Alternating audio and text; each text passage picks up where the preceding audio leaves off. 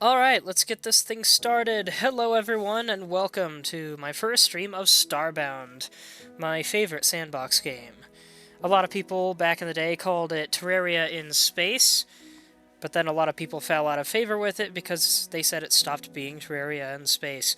The truth is, it didn't. They just decided they wanted to be more than yet another sandbox game, so they gave this game an actual freaking story. Which I'm happy about, because gosh dang it, I really want more story in these games. It gives me a reason to do what I'm doing, you know? Beyond just building, because I don't like building things, I'm not good at it. And I'm very slow at figuring things out, if I figure anything out at all. I like adventure, and I like to have a reason to adventure.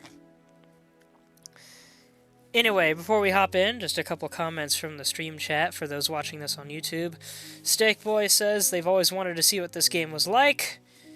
And then they commented on my squeaky chair, and I was gonna say, yes, my chair is very squeaky. I apologize if that's a problem, but I tried putting WD-40 on it once. It didn't last very long, and I decided it wasn't worth reapplying it over and over. I love this chair, other than the squeaking. It's old, it's worn out, but I got it for like 25 bucks at a thrift store, and it turns out the original model's worth somewhere between several hundred to several $1,000s, depending on who you're looking at. And this chair is just super nice, comfy, leather office chair with wooden arms. It's beautiful and it's awesome. I could barely get it through my door. It's such a nice chair. So yeah, now you know about the chair I'm sitting in. Steak Boy said, I like building for a purpose, but I'm not very creative or good at it too. Yeah, and see, I'm a mild perfectionist. I'm not a total perfectionist, but when I really put my mind to doing something, I want it to be great. I want to like looking at it. So, but I'm awful at architecture. So I've built a few architecture examples that I liked, but most of the time I'm just like, nah, not worth the time it would take. Not in the mood for it. Don't know what I want to do. All that jazz. Fiera says, it has been expanded upon a lot over the last couple years. The mods they've come up with range from great to insane. Oh yes, there are a lot of great mods for this. Frackin' Universe might be the most well-known. It's almost a complete overhaul of the game, aside from its appearances and base game mechanics.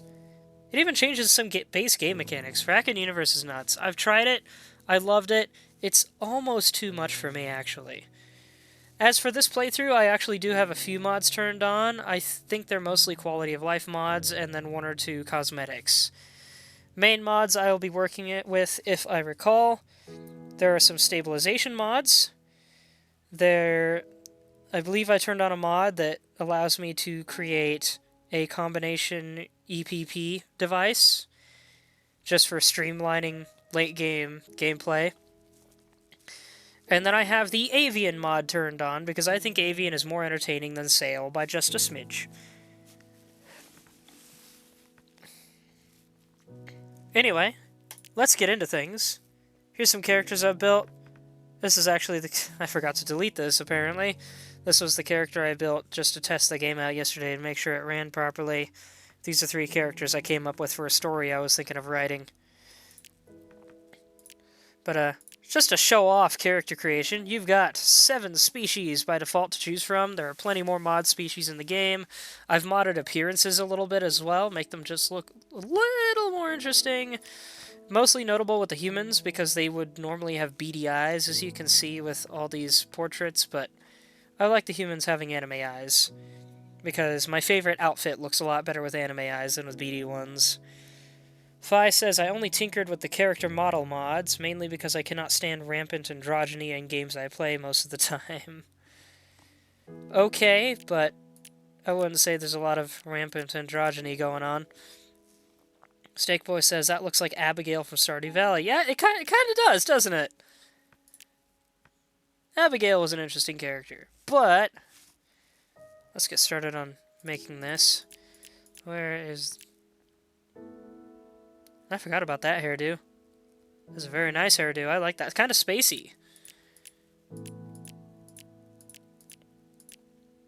That is a very nice shade of blue, I'll admit. But it's not what I'm going for. Where is it? I've got a lot of hair mods and whatnot on here too, so this might take a bit, unfortunately. If I recall. Oh yeah, there's a lot of these that weren't originally in the game. Oh dear. Maybe I should have turned off the hair mods for the time being. That's not bad. Maybe I should have done one of those. There's the one I wanted.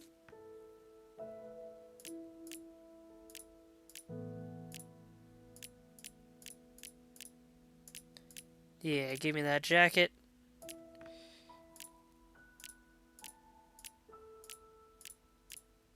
Okay, I gotta change some colors here. Hair color.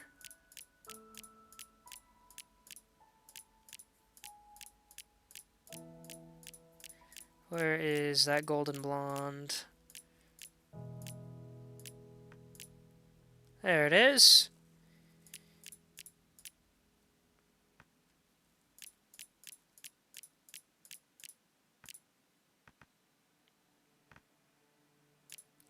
Oddly enough, underwear color also changes eye color. I think that's blue. Hard to tell. Congratulations, you get an underwear shot.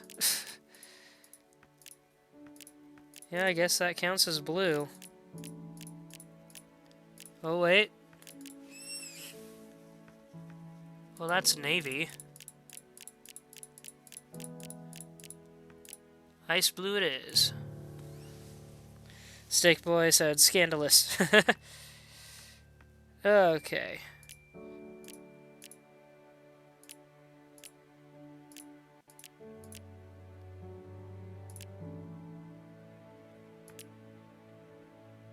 I think that's the one I like. Let's change the shirt to...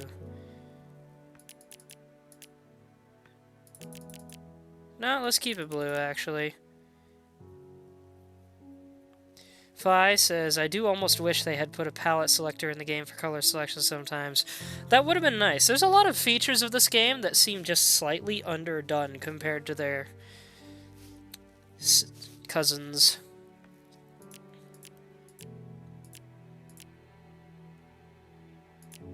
Let's see.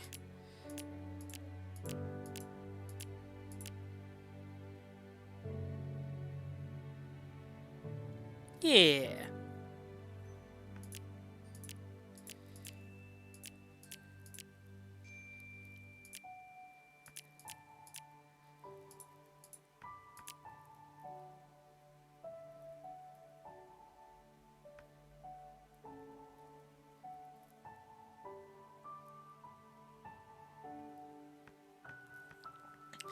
Alright, so we've... Oh, wait, I want to change the name.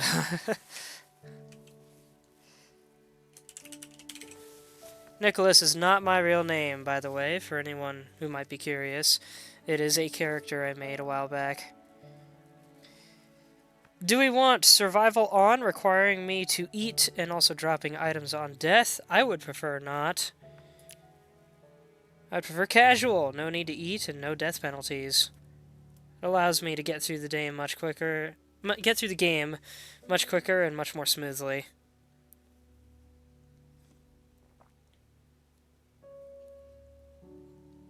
Fi said, I really should return to this game again, even if I've already beaten the main story before they added a bunch of stuff. Oh yeah, they added a bunch of stuff, and it's great. Fi says, up to me. I'll do casual. Maybe I'll do a survival run someday, but let's start with casual just to get through the game and introduce it to people.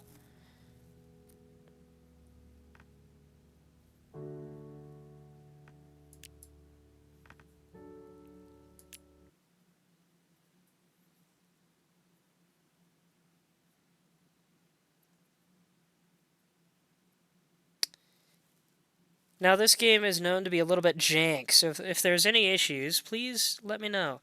Here we have Avian. Wakey, wakey. You're oversleeping, you know. So Avian is snarky compared to the original Sail. Maybe when I do my survival run, I'll make it a non-modded run or something. What do you call a protected apprentice who's had a little too much last night? Late! Press A or D to get out of bed. You got it. You can interact with doors, people, other objects by hovering over them with your cursor and pressing E once you're awake enough. Yeah, I have a cursor here. Fi says, I do personally run on survival. In fact, I don't think I've done casual. I'm trying to remember if I have the Memento Mori and emergency teleporter mods on, because those dramatically help in survival.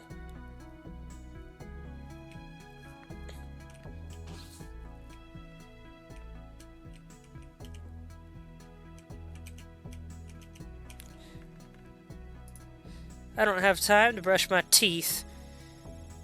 Avian says, also, I forgot to introduce myself. Hi, I'm Avian. I'm a replacement for your sale unit because he's sick. We're nearly identical, though, so something... Probably you won't know the difference. Fi says, great, a smart aleck AI. Did you hear the joke about the toilet? Never mind, it's too dirty. I like that. But yeah, I like Avian. She's a little snarkier, a little more interesting. This isn't really anything. A cactus! Easy to grow, easy to look after. Reminds me of a bad dream I once had. It's good for background noise. Aloha! I read these last term. I could set that thing to wobbling. Turn on the radio. I can get back in bed. Sure I can play, not now though. I can't play. I'm not good at guitar. I know how to play it, technically, but I'm not good at guitar, and the only guitar I have is missing a string. Fi says we should co-op on this game sometime. I've not done that in a very long time. I've always wanted to co-op on this game, but I've never done it very successfully. The main thing I want to do in co-op, though, is I would love to do a Frackin' Universe run with someone, with the other person building us a custom starship. You can do that in Frackin' Universe. You can build your own custom starship. And I really want to play with someone that can do that, because I'm not good at it.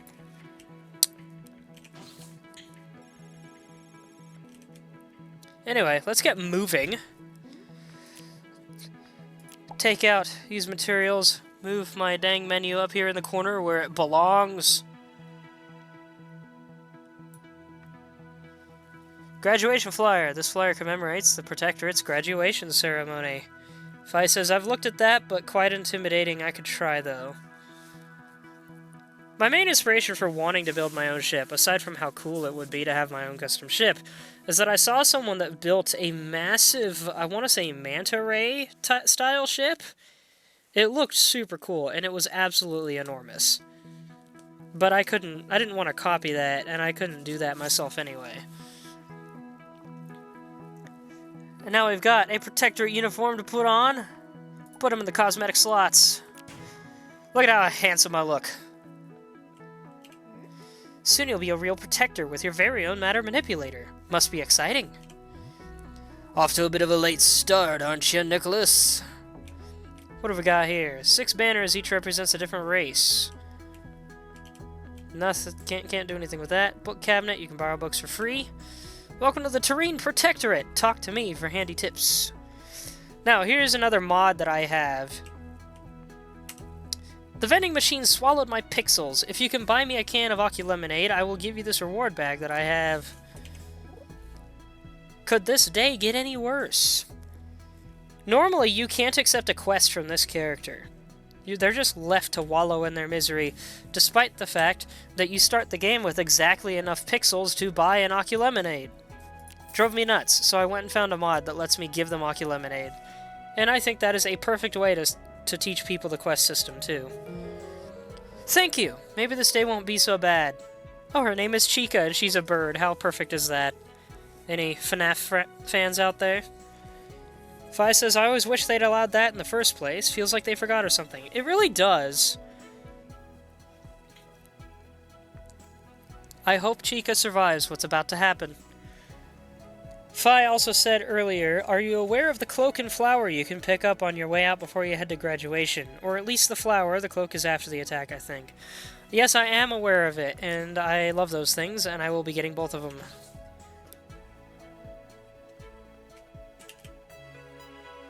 can't run yet. Look at the birds. Look at the pretty view out back. This is great. Weary. Every day, more petals to sweep. So these guys are I forget their name. There's some guys in Mass Effect that are kind of like this. These guys, since they can't speak with any expression, they say their emotion before they speak. They're called the Glitch. They're robot people with an unknown origin. Sit with me for a moment and let us enjoy these beautiful blossoms. You got it, friend. Look at this beautiful view. You got these starships flying around in the background. Or speeders, or whatever you want to call them. Flying cars! There's one that's not a box. And another one. Beautiful tree. Beautiful view. I almost wish this game was in 3D. How gosh dang awesome would that be? Here's the flower I mentioned. I'm pretty now. It even switches what side of my head it's on. But I save that for my female characters, if I play them. I forgot, let's open this. You found a manipulator module. You can use them to upgrade your matter manipulator using the right-hand toolbar. Don't miss it or you'll have to ask others for where you can upgrade it. That will come into play later. That was our reward for the Oculemonade. You're really cutting it close, Nicholas. Please hurry inside before the ceremony starts. You got it, except I'm going to do a little more sightseeing. The first Grand Protector! He looks exactly like you'd expect. Like, grown-up Aang the Avatar? My very own matter manipulator. I figuratively cannot wait. I love the Glitch. They're great. I like the look of this old Grand Protector. It looks like she was friendly. The first non-human Grand Protector. I'm sure they must have been very wise. This Grand Protector looks old, but has a friendly spark of a younger man. This Grand Protector looked like she would have had a constant supply of milk and cookies. Yeah, she does. An old-fashioned robe used by Grand Protectors a long time ago. How old, I wonder? I didn't realize they all wore robes for a long time. An old and dusty book. It contains outdated guidelines. Soon I'll have my own matter manipulator. I'm excited. I came here early to make sure I wouldn't miss the ceremony. Not many Florins become protectors. Florin is proud to be chosen. Hey Nicholas, I was wondering if you were going to show up or not. That was the wrong tone, but here we go, cutscene!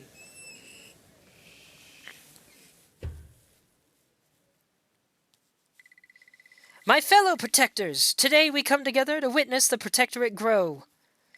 For over 500 years, we have stood proud here on Earth, drawing together races of all kinds in the name of peace. Our task, to protect our fellow beings, to support, house, and educate those that seek our aid, and to foster accord between those that aspire to it. Today, in the name of peace, we welcome our newest compatriots, and present them to each with our greatest tool. The Matter Manipulator. Huh? What was that? Oh, shoot! What the?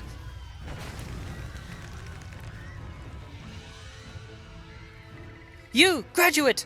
Take the manipulator and run! I missed that last part. I think it said get out of here. Grab the matter manipulator, run, try to get to the shuttle pad. You got it. We've got these nice jingles. And here we have our matter manipulator with this little 2x2 square that we can manipulate things with. Let's do a little more reading, though. This Grand Protector looked pretty serious. This portrait is ruined. This picture frame must have fallen down. The plaque reads, Esther Bright, former Grand Protector. I didn't realize that was the one that was Esther.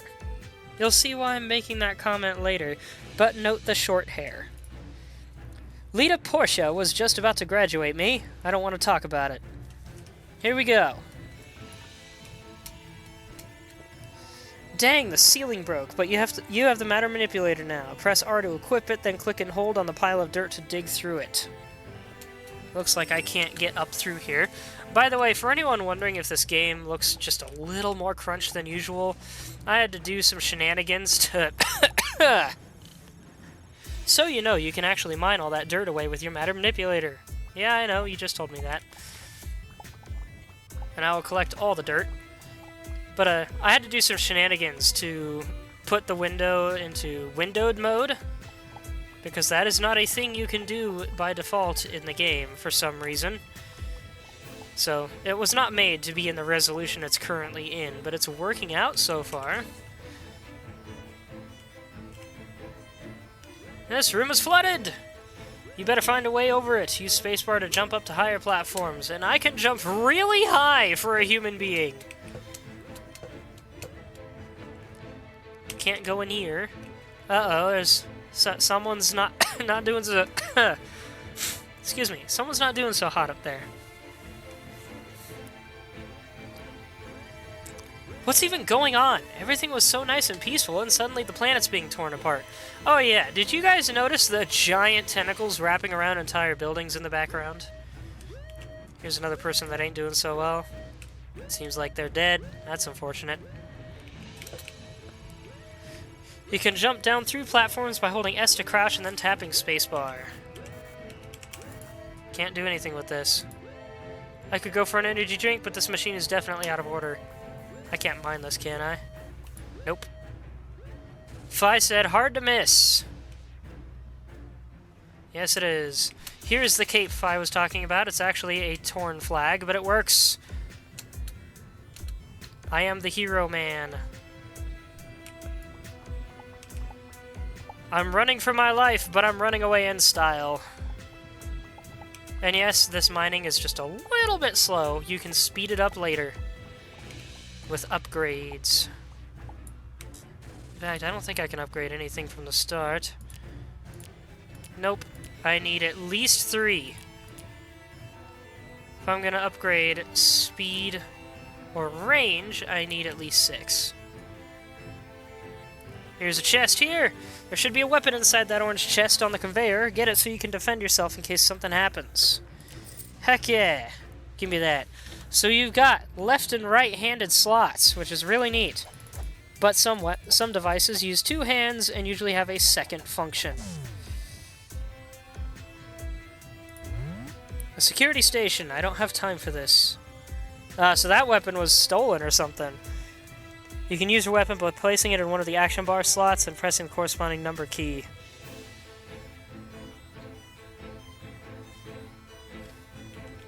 Somehow I never remembered that these could probably work with number keys. I'll have to remember that.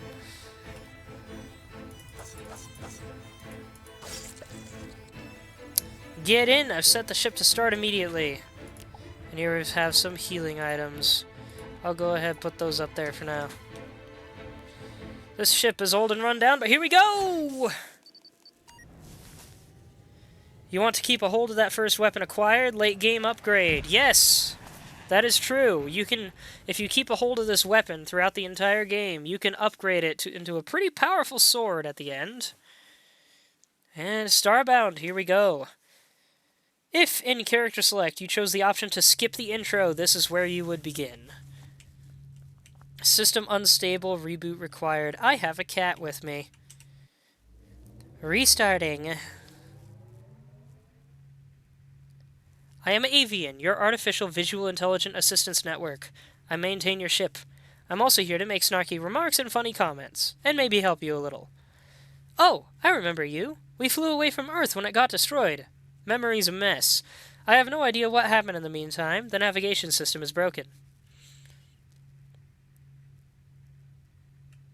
There we go. We are currently in orbit around an unknown world. The ship is heavily damaged and we are unable to leave orbit.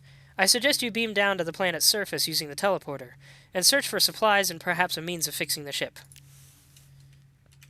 I can get in here, sit in the captain's chair, but navigation does not work. Can't access fuel.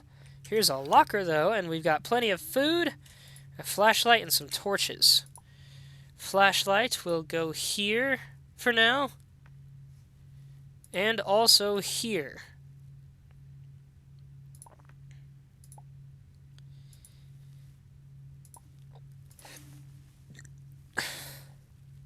Excuse me.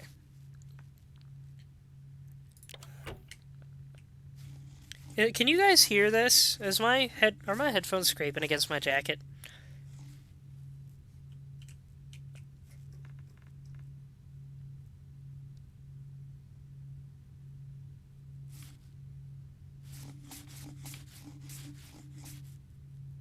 Nope, it sounds great. Alright, cool.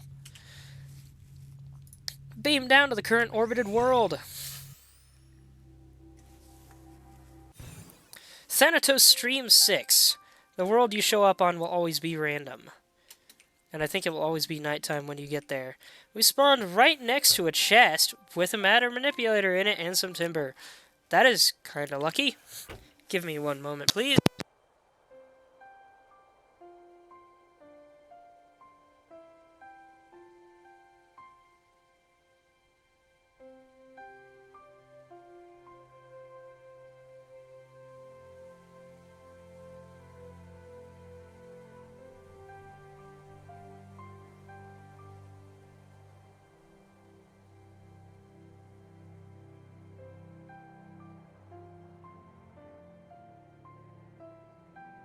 Alright, I'm back.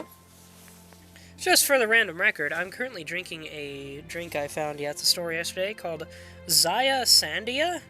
Z-I-A Sandia? I've never had it before. This one is watermelon, mint, and lime. Kinda just tastes like Sprite to me, almost. But, it's alright. It's certainly interesting. It's supposed to be like an all-natural soda. It's even got, like, pulp in it. But yeah, let's start by mining down a tree. Takes a second, but it works.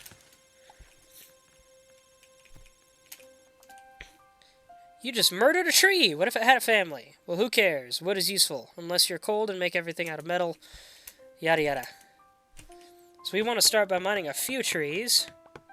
Fi says, and not falling in any holes. Yeah, don't fall in any holes. This game has fall damage. Cotton is extremely useful. It's nice that we landed right next to one.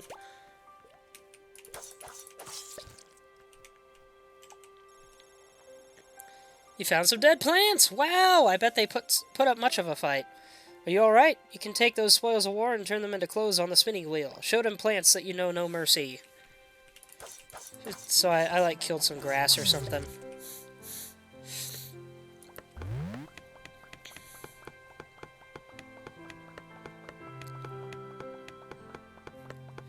Forget punching trees, I'm doing things the natural way. Using a tool.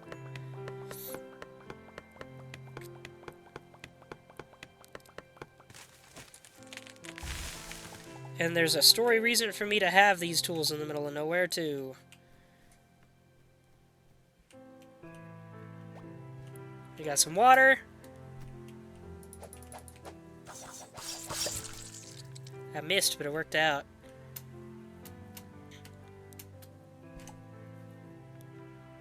Is this gonna give me wood or vines? Oh, here comes the sun! So one of the coolest things about this game is the dynamic lighting. Yes, Starbound, a two-dimensional game, has some really dynamic lighting. Look at that beautiful sunrise. And here we have some coal. Journey milestone completed. Mined dirt. That is Avian being humorous. You found coal! It makes a great Christmas present. It's super useful for crafting torches, which in turn make dark places less dark and creepy. And you won't stumble and faceplant, like, all the time.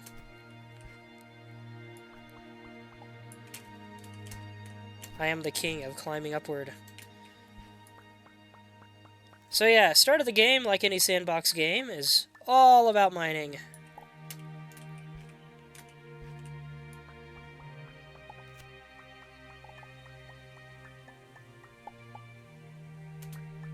Come on.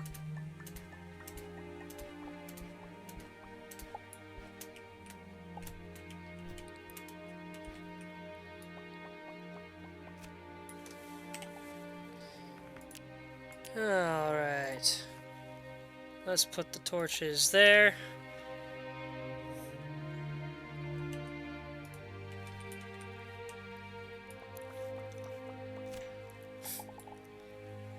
Fi says you can let light into dark areas close to the surface by mining the background if you need it. You're correct, I'd forgotten about that. Oh, and I'm standing on copper. Metal ore! Now this stuff is useful. Put it into a furnace and you get metal bars back, which can be used for all sorts of amazing things. Like chairs. Odd, I can detect some strange energy source on this planet. I would consider it worth investigating, and you probably have nothing better to do anyways, apart from being stranded like a galoot.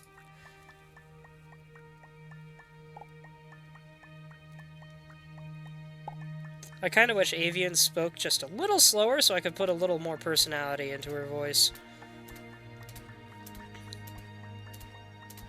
Come on.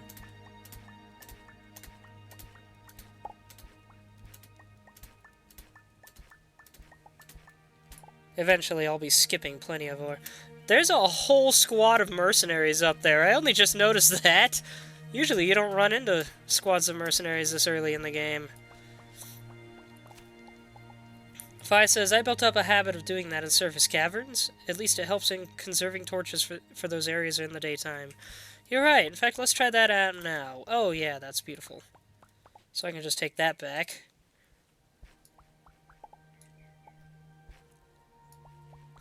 Thanks for the idea, Fi. Oh, and we've got more copper in the background.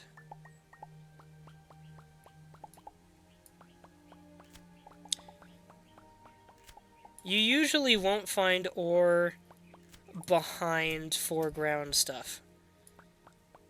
Background ore is usually plainly visible. In fact, I don't think it's possible for background ore to show up behind anything.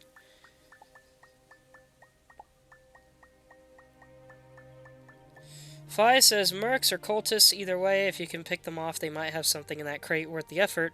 But yeah, I don't want to go in underarmed. And I'm definitely underarmed.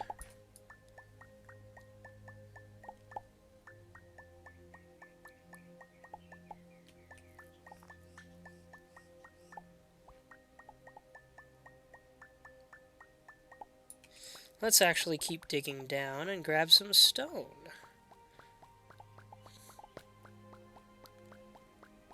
Stone is also very useful.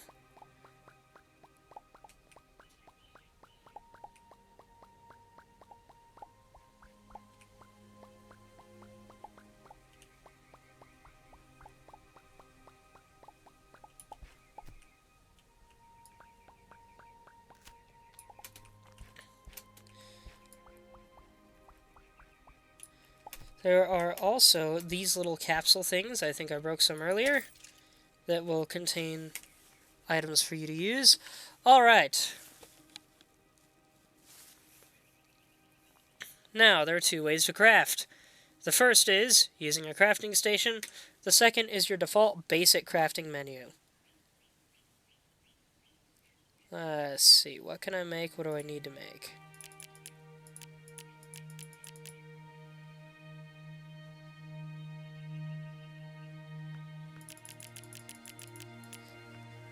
I think 100 timber should be plenty. And that should be enough wood and logs as well. Ah, okay.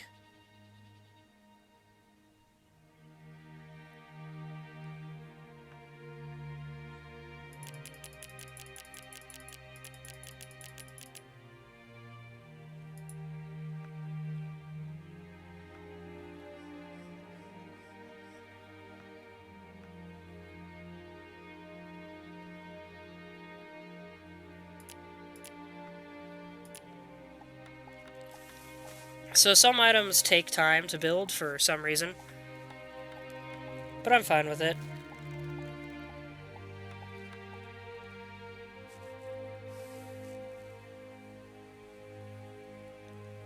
We don't really need any wooden platforms, methinks. Let's build 20 of them, just in case. Salves and rope is fantastic. We definitely want a lot of rope. In fact, let's go with... I can build plenty.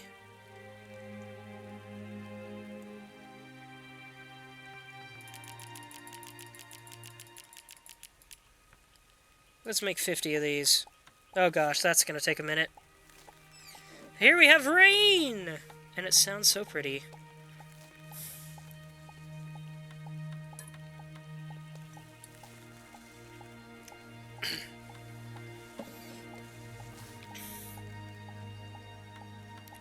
It seems I do have the Memento Mori mod on. This is a device that leads me to where I last died. It is more useful in survival mode than in this mode. Maybe I was planning to do a survival run and then forgot. Oh well. This'll do. Maybe I'll do survival for Frackin' Universe. I'll probably do that. If I do Frackin' Universe, that is. Oh, it takes 4 for salves. I misread that. Oh well. Let's make however many salves we can. Is it salves? I've heard people call them salves before. Oh, and I've got exactly 20. Perfect. We'll want an inventor's table for more advanced crafting. And we'll want... I'm gonna say 2 campfires. I think there's a reason to have 2 of them. Getting a little inventive, I see, says Avian. You've discovered fire! According to sales databanks, you're the 714 billionth person to do so. Well done! You can use the fire to cook food. Also, did you just put it into your pocket? Yes, I did. I have a campfire in my pocket because I'm just that awesome. Okay.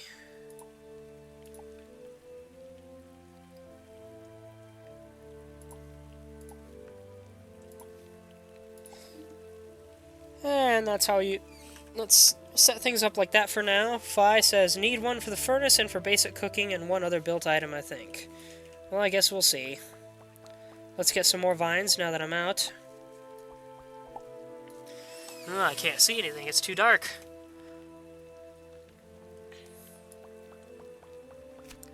And then we'll be headed to the left.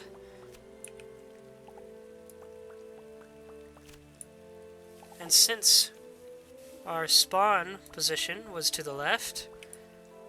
Oh gosh, dang it, those had to fall down, didn't they? Oh, I got a lot of plant fibers out of that, actually. Sometimes I forget these little bits can be worth so much. What was that, 6 right there from that little thing? Anyway, beam up. In survival mode, you cannot beam up while you're underground, which is part of the reason that I like casual mode, but also I found a mod that makes that a little simpler. I don't know if I have it turned on. It's not useful in casual mode, but there's a thing called an emergency teleporter you can build that will teleport you from anywhere to your ship, but it's one-time use, so you gotta keep building them if you want to keep using them.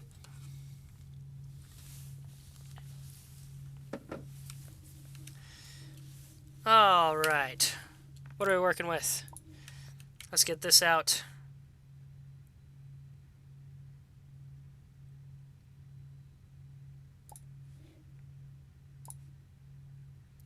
Let's stick a campfire here for now.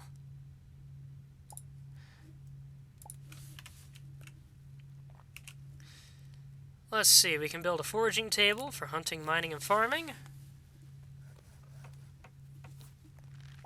We can build a spinning wheel for clothing, fabrics, and other crafting ingredients. A foraging station, since you can't just go to the store around the corner anymore, you gotta farm those burgers yourself. So spinny! Useful for making strings. If you love strings, you'll have a blast with this contraption. And a wooden workbench for producing materials and objects needed to build a settlement, which I don't need much, but probably good to have one anyway. Let's get crafty and benchy. I need mud, so I'm missing mud, and I need iron bars for the anvil. I didn't remember including these, but these things are handy items as well. If you get weapons you like, but you don't like the look of them, or you've got 2 weapons with different abilities you want to combine or something, that's what these are for. These are for just streamlining the weapon system.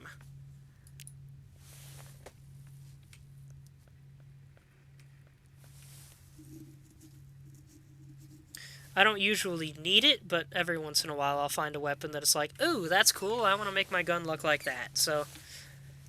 But most of the time I don't really care. Okay, so we need to go down and get some mud.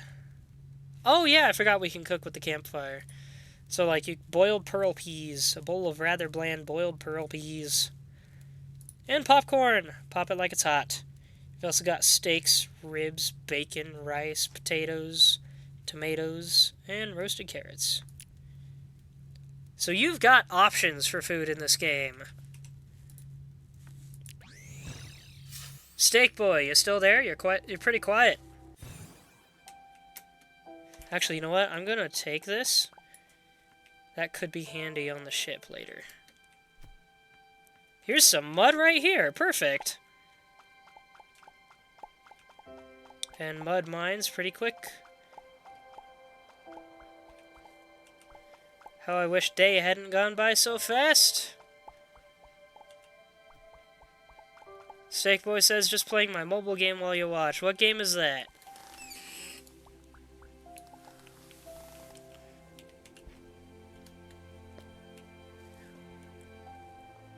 Well, now we've got plenty of mud with which to build a furnace.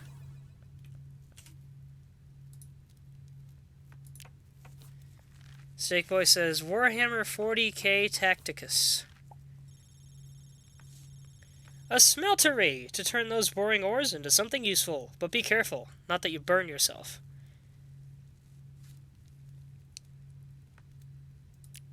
I've heard of 40k Tacticus. It sounds a little interesting. I think I still prefer Rock Knights. I just finished Lingering Echoes earlier. By the way, I heard some news. Hey, Zelda Chic, welcome to the stream.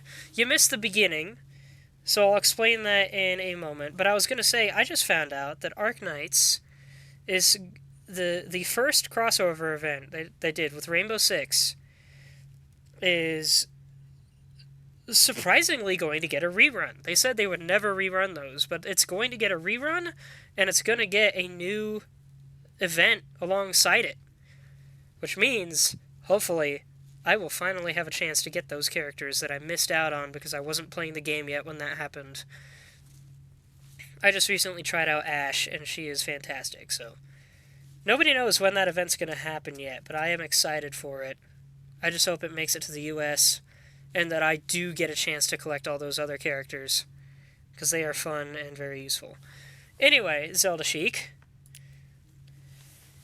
You missed the beginning. So the gist of it is, we were part of a group called the Terrain Protectorate, which was essentially the Space Police / Space Hospital / you know, they're the good guys, the universal good guys.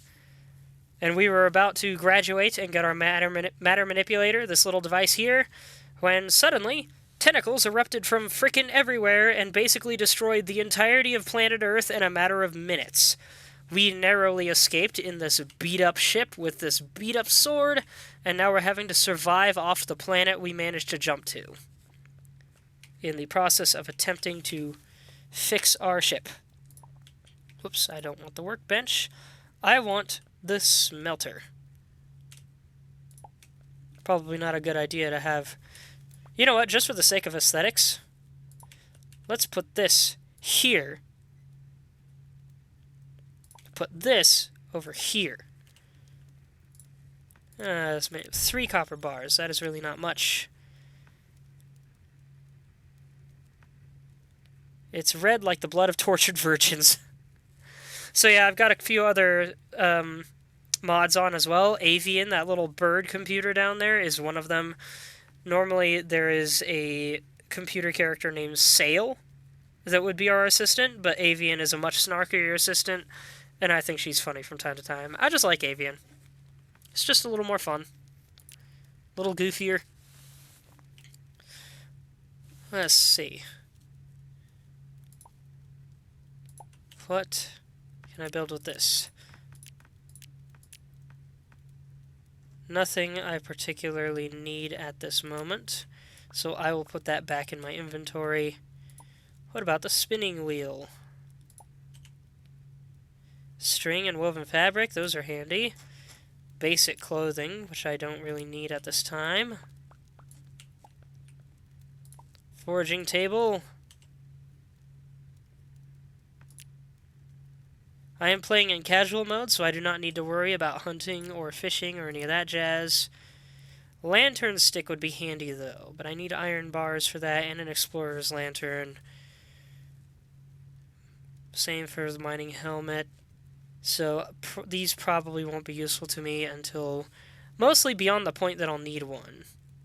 Oh wait, I can build this though, but I need iron bars and oil. Ah, that's the hard part.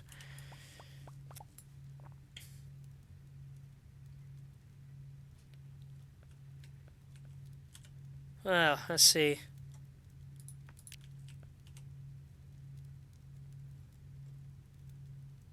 I need iron bars for the anvil, that's right. Okay.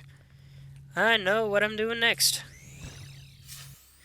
So for anyone wondering, everything in this game is randomly generated. A seemingly limitless variety of planets.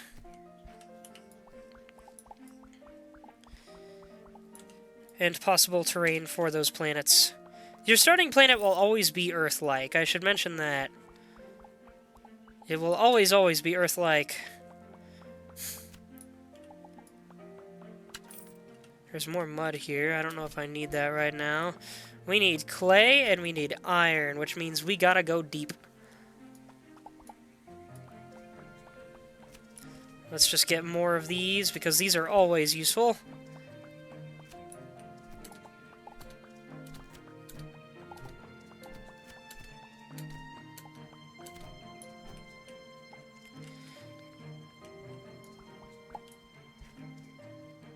Get a little more coal. This is actually a really handy tactic. Thank you for reminding me about it, Fi.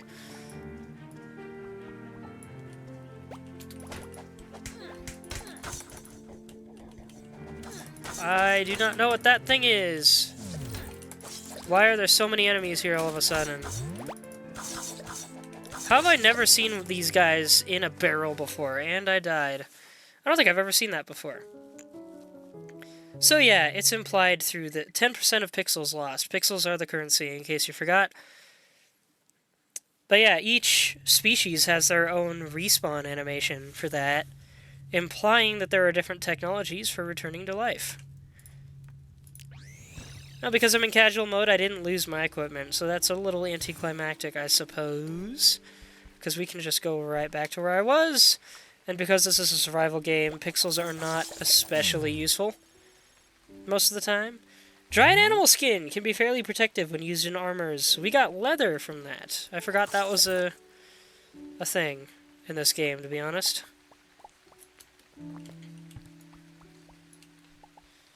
Okay. It's raining, and the rain sounds oh so pretty. Let's just relax for a second and keep exploring.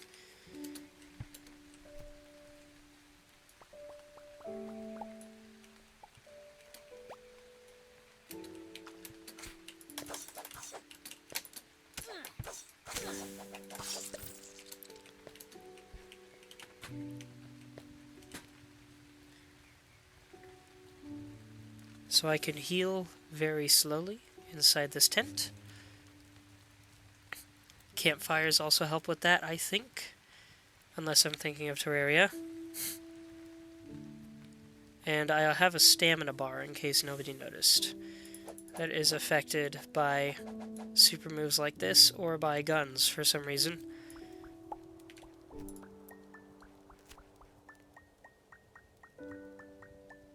And now we can hear the wind. This game has the best atmosphere of all the survival games I've ever played. Well, sandbox games, rather. Stalker has pretty impressive atmosphere as well. Ah, and here's where a rope comes in handy.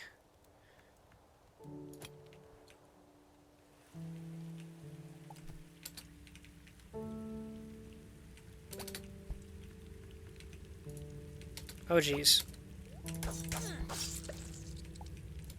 I walked into that one.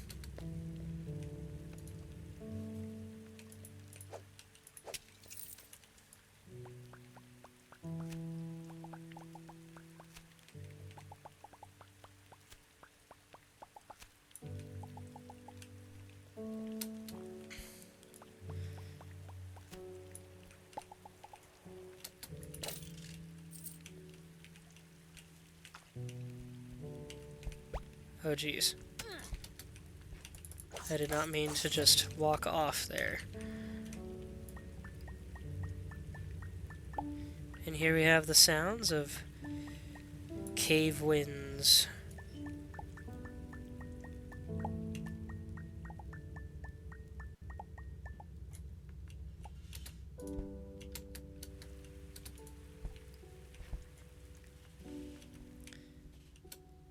Yeah, there is swimming in this game, as well as oxygen, but eventually we won't need to worry about that. Ow!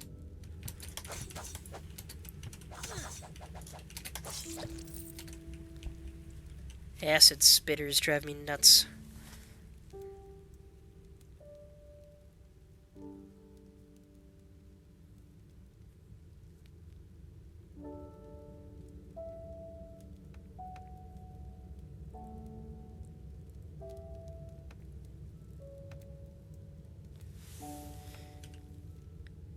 You hear that whistling, that singing off in the distance? Those are pop-tops. Adorable little creatures with a nasty secret. Ah, yes, this room. There's a pop-top down there, but I am not ready for this room because of that big mama right there. I need much better equipment before I go fight that thing. So let's go the other way.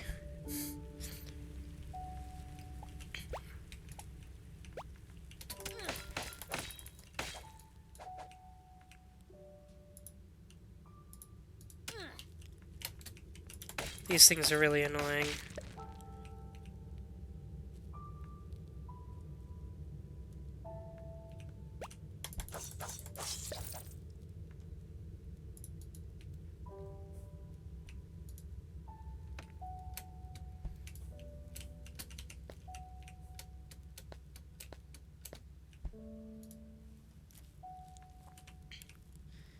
As you can see, you may every once in a while find crates or other means of storage scattered around.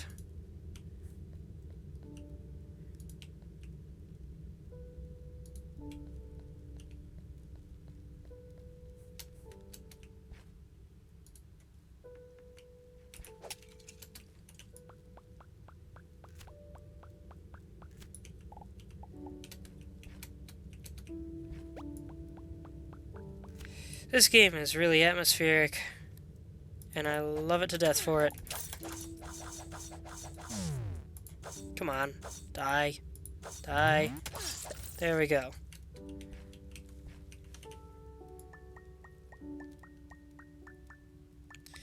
And now it's just us in the underground. Isolated.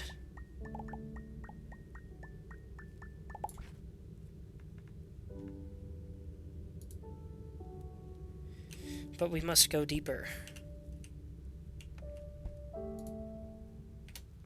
Not here. At some point I'll be able to dig rather quickly, and getting down there would not be a problem, but if I tried to do it right now, it would take forever.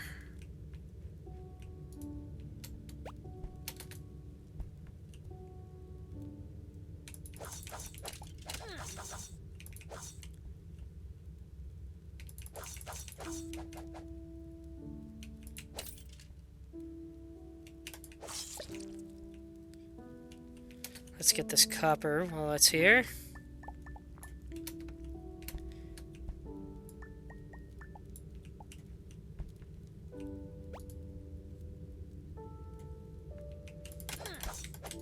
I should have dropped down sooner. I don't know why I waited.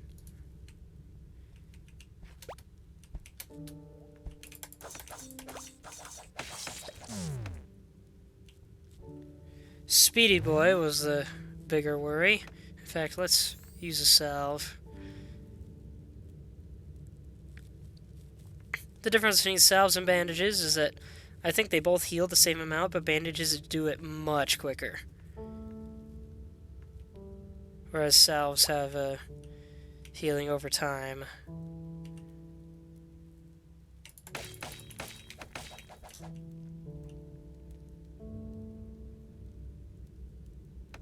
In a game where some enemies have an invincibility period, contact damage sucks.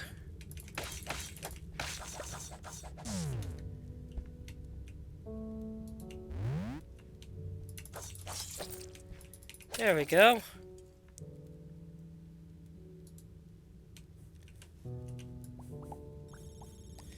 We found sand. Really does not go well with mechanisms and electronics.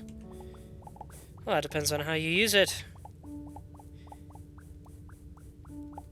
But yes, most of the time it doesn't. And now we have a way up.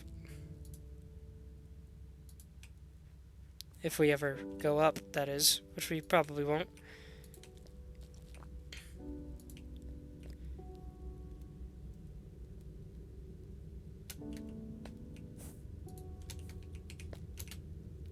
Let's even this out a little bit. I like my symmetry, even if it's not perfect. Pixels, there's iron ore in there. Did we get some from the last crates as well? We have 12 iron ore. That's nice, but I think we're going to need a lot more than that going forward, so let's just keep on going.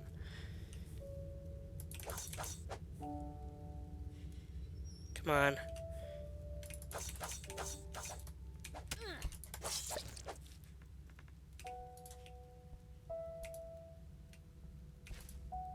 Ah, now we have plant life.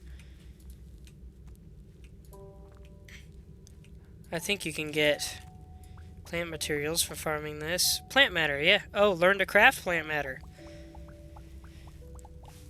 So I think this is just a specific type of ground material. Despite the fact that coal can still grow in it.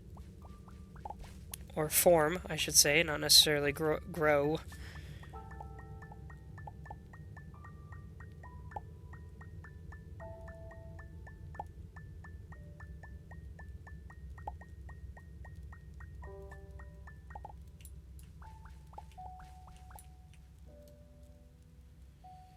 The nice thing about the matter manipulator is you can see a short way into... Well, there's gold there, I think. No, maybe that's just copper. But you can see a short way into walls as well to determine how much digging you'll be doing. That is gold. Yeah, cool. We got gold. Oh, and there's a bunch of iron ore right here. That's perfect. Oh, and there's a cave up here, too. So I made a good call on sticking around down here instead of going back up.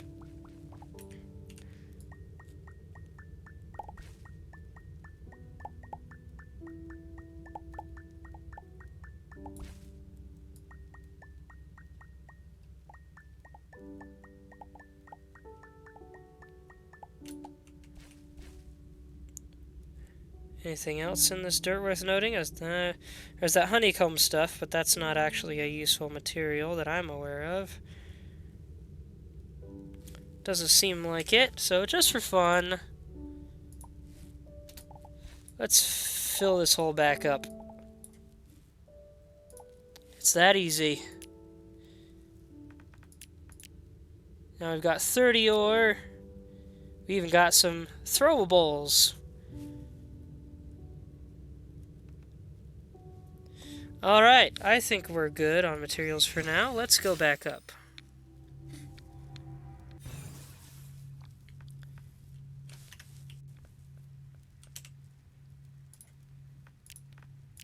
We can make 15 bars.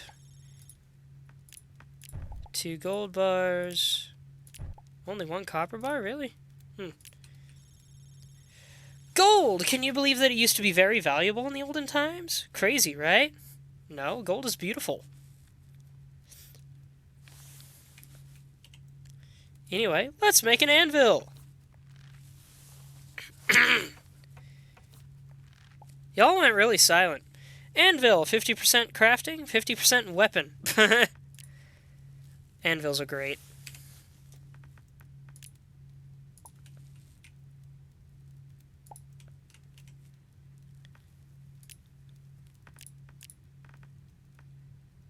I need tungsten and glass for that. Probably don't need to build a basic shield. Zelda Sheik says, I'm making a cape/cloak thing. Cool. But yeah, you really messed up the word making for a second there, didn't you? Malomg. Can't make an axe, can't make a hammer, but that's alright because I'm good with a sword. Let's see, damage per swing 9.5, this is 6. So that is much better to start out with. We need tungsten, or woven fabrics. 4, 5, 6, 7. Oh no, we need a lot more iron bars if we're going to make armor, so I might as well just make the sword for now.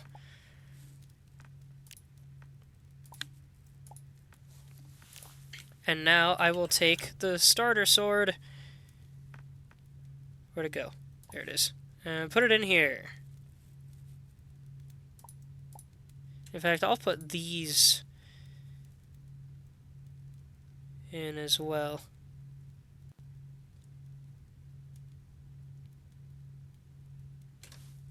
Yeah. Because there's a little sort button down here in the corner.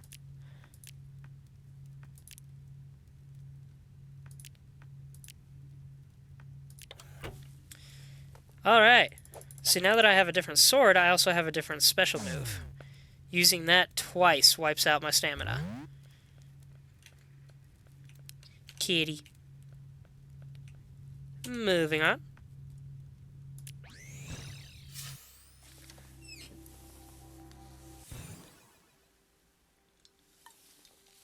Let's find the archaic energy source and see if that can help us out at all. I don't remember what happens when you reach it.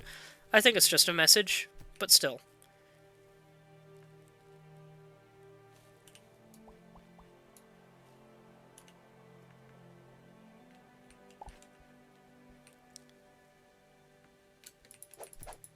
Whoop.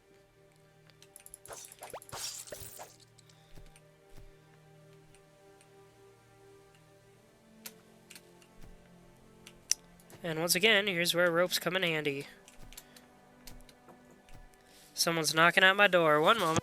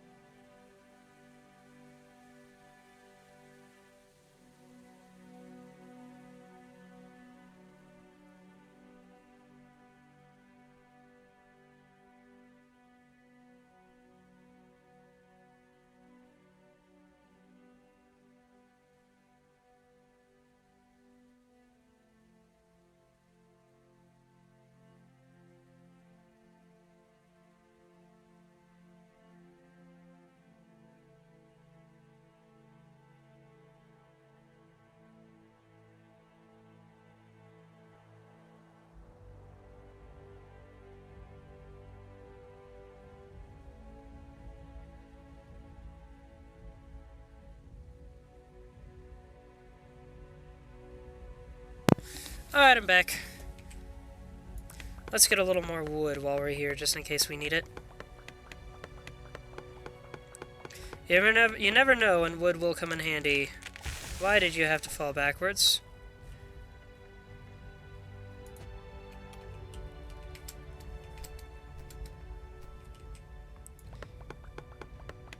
Knowing my luck, that cave probably goes all the way through the hill, and I didn't need to use 2 ropes.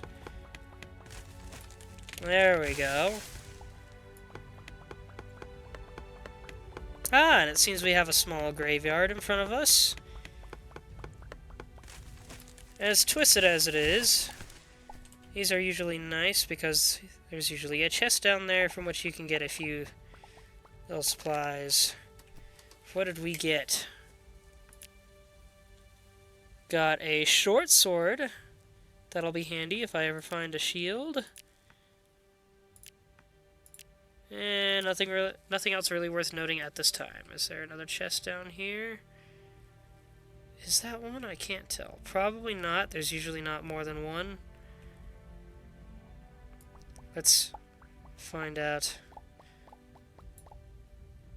There is!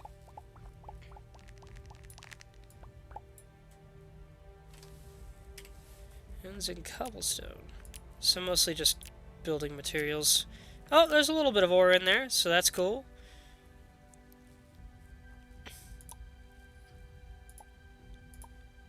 Let's fill this back up. Oop.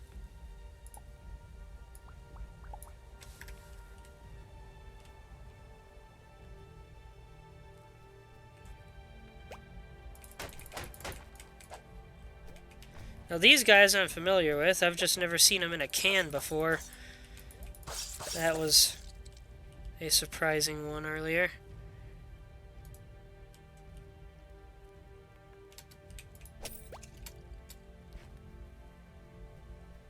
So many trees here.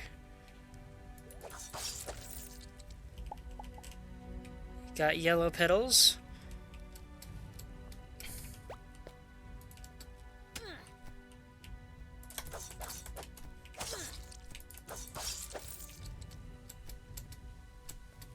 Just gotta keep going up.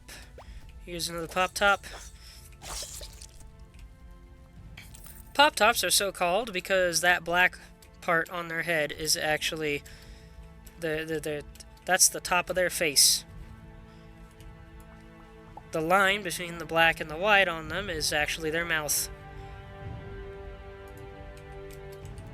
Anything valuable up here in this little tower? Come on. Nothing valuable in the tower. Oh well. I'll get rid of this. Mine this out so I can get through more smoothly, and then I'll take that back. The petals are useful for dyes, if I recall, and maybe one or two other things.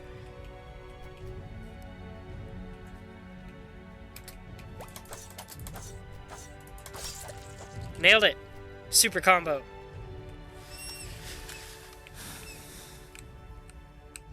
What is happening back there?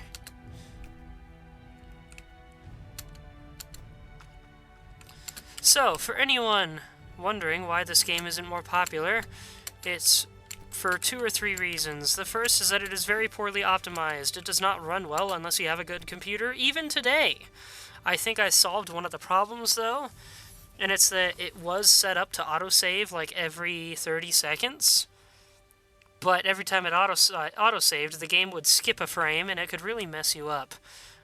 Someone made a mod literally about, I want to say, March of last year. Someone finally figured that out and made a mod for it so that it does the autosave thing, I think, every 15 minutes now. But, yeah, nobody could figure out how to fix that until jarringly recently.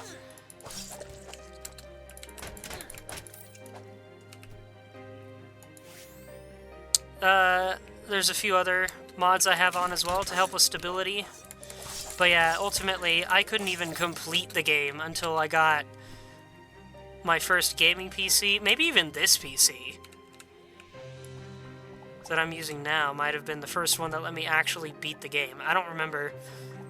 But yeah, this game's just kind of jank. The second reason is that the multiplayer is arguably just as jank. You literally just load up a regular world, but then invite someone to your party. And that's how you do multiplayer. It's really weird.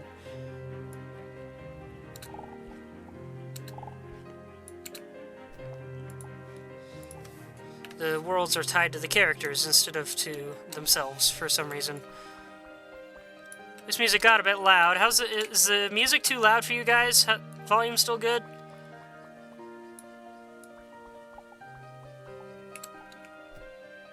Beautiful music, though. In fact, I think I heard that, Zelda Chic says volume's still good. I think I heard that Toby Fox, the guy who made Undertale, is at least partially responsible for the music in this game. And that brings me to the third reason this game was not very popular. Supposedly, there was some scandal shenanigans going on behind the scenes when they made this. I believe Toby Fox wasn't even credited for the music or something like, or at least not paid for it. Something like that, among other issues. But I don't think anyone knows the exact details of what went on. Look at this cute little bug right here, just floating around, little sparkles behind it.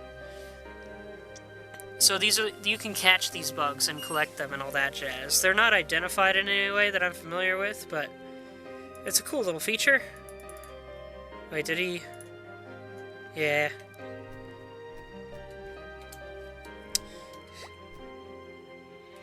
See, look at that mouth open.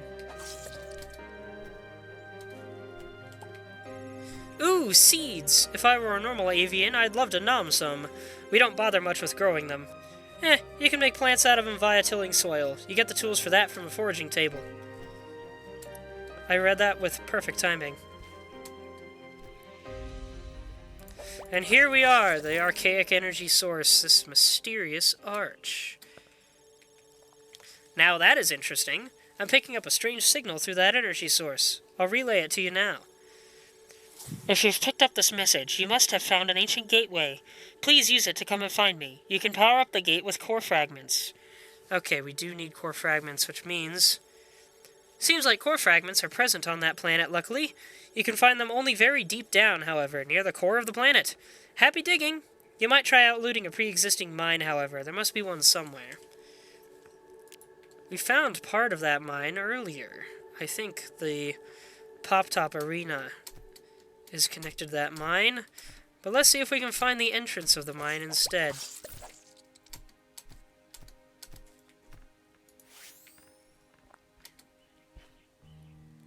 So these planets do eventually loop around. Some are bigger than others.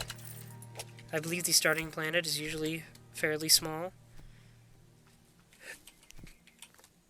Oof. More cotton, that's always nice. Excuse me.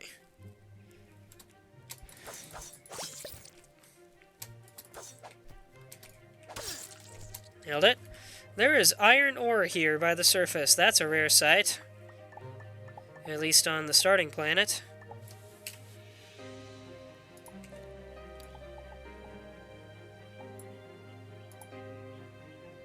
Why do I have 2 kinds of dirt? I guess that's a glitch that can happen sometimes, is it'll build a second stack of something you've already got. What have we got in this chest? Plant fibers and another manipulator module. Sweet.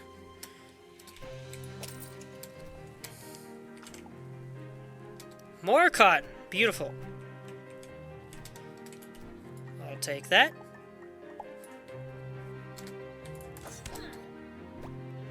Okay, cool, it's not chasing me.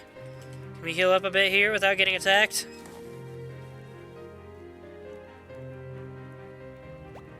Doesn't seem like it. Free healing is always useful.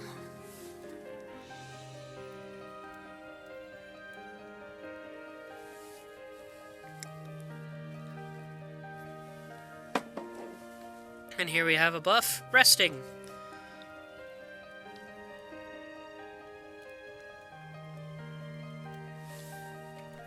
What do you have to say about trees? Lush, thick grass is growing here. Nothing to say about trees, apparently, just about the dirt. By the way, Zelda Chic, I was going to mention, the cape I'm wearing is... It's funny that you mentioned you were making a cape cloak thing, because the cape I'm wearing was literally just a ripped piece of flag that I picked up on my way out of the opening scene.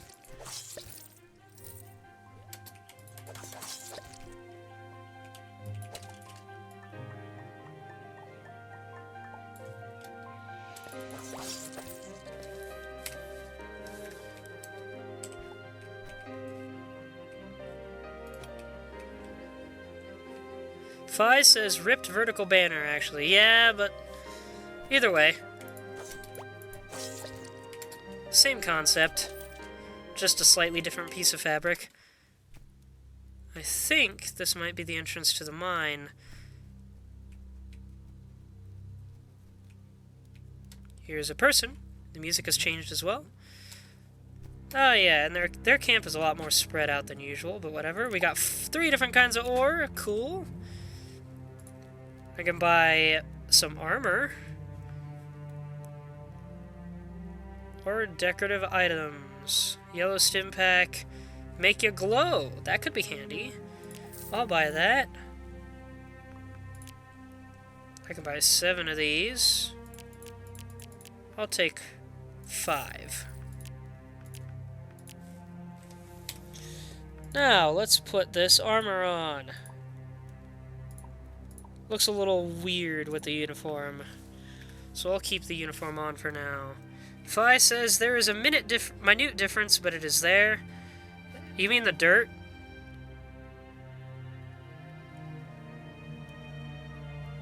What? Oh, between the flag and a banner. Yeah, it's a minute difference. I was acknowledging that. Phi also said yellow stim turns your character into a walking nightlight. It seems like it's perfect timing for that too, actually. Let's try this out. Ooh, that is beautiful. How long does it last? Doesn't tell me. Let's top up.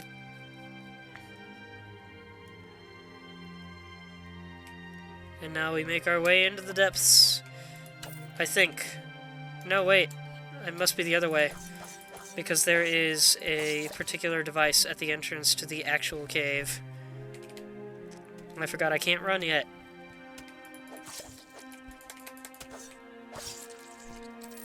NPCs can die, just so you're aware. Phi says, it's useful. Watch the icon below your stats. It'll dim from top to bottom as it runs out. Yeah, I'm aware of that. I just wanted to see if it tells you how long is left as well. Ooh, we got some gear in here. An axe. A second axe.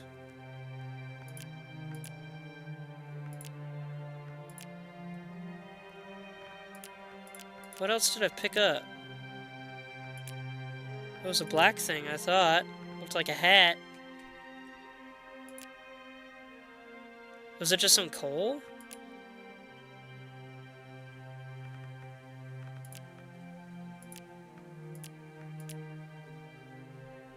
Oh no, I'm wearing it! I didn't realize it would automatically put it on me. What do you think? Should I keep the hat for now? Just for fun?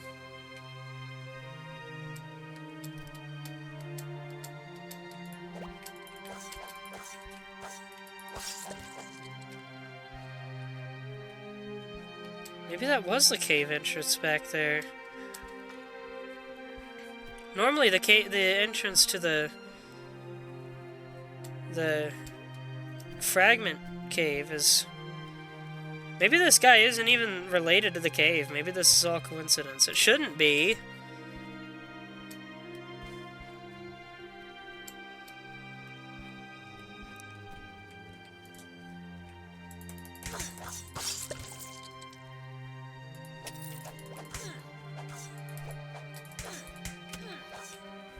Oh dear.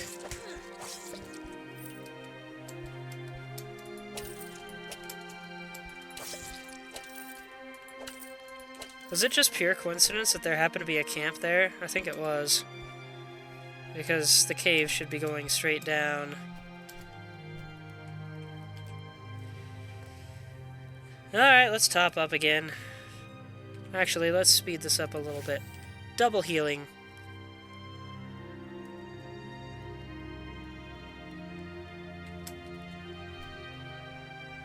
And my stim pack ran out. Well, stim ran out. Oh, jeez.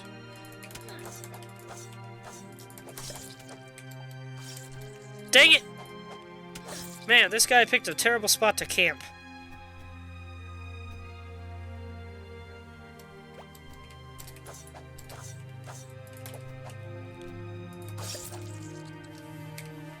Let's pull out another stim just so I can navigate the overworld.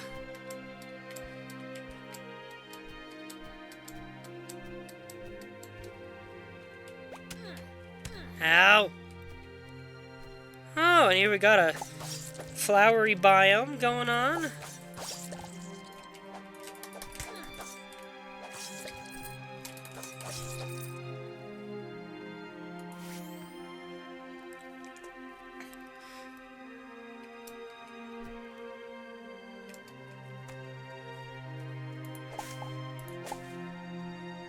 What happens if I cut one of these down? What do I get out of it? Most items will give you... Most of these tall background trees will give you some kind of wood. Some will give you stone. Some will give you, like, their flower petals. Look at this dynamic lighting. How beautiful is this? And the way it fades out down there is gorgeous.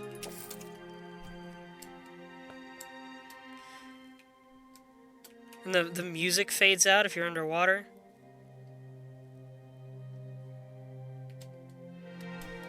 Gosh dang it, I love the atmosphere in this game, man.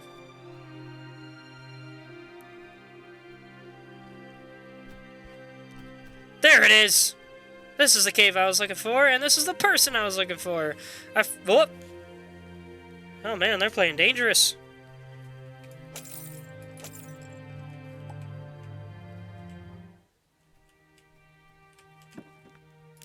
Give me that. There's a core fragment there.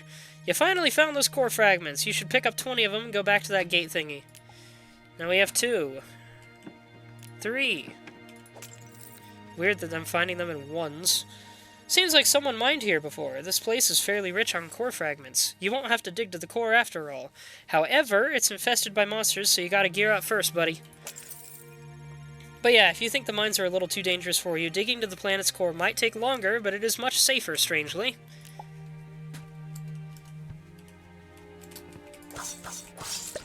Yeah, it used to be the only way to get core fragments was to dig to the center of the planet. Every planet will have core fragments near its core, that's why they are called that. Let me talk to you. Hey, stranger! If you're looking for core fragments, you might find a bunch down in this old mine. You should check it out. Already in the process of doing so.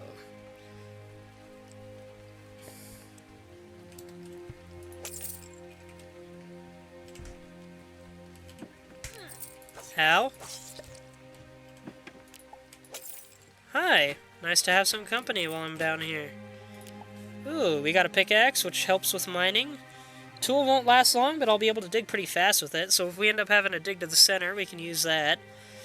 Blank tech card. With enough of these, I can develop enhanced techs. We'll get those later.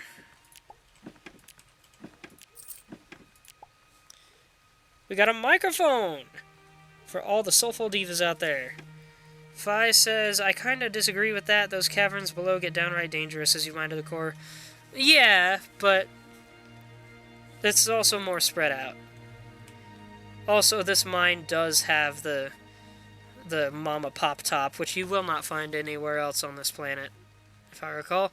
Yeah, there's a huge songbook that you can access with instruments in this game. I think they like Wanderlust. What do you think? Oh no, these are the names of a song played on different instruments, I guess.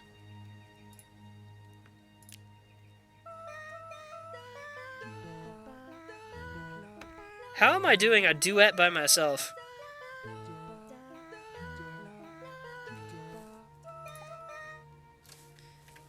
Kind of annoying, but cool.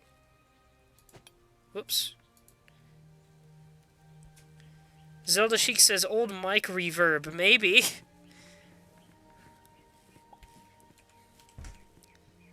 Fi says game logic. Go figure.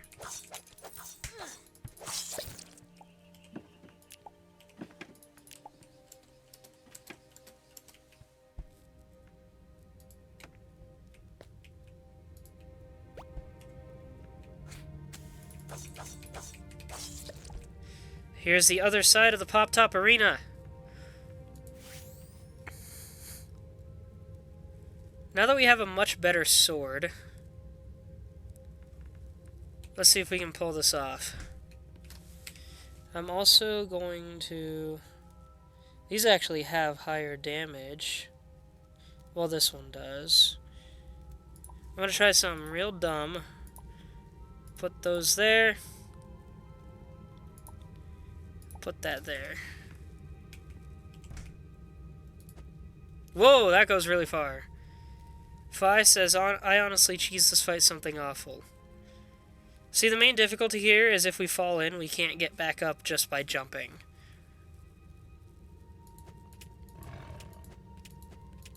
Let's cheese the mama with all these darts I found. Death by 1,000 needles. This is actually working really well. I don't usually do that. I'm usually too lazy, but... Sorry, babies. And that was that.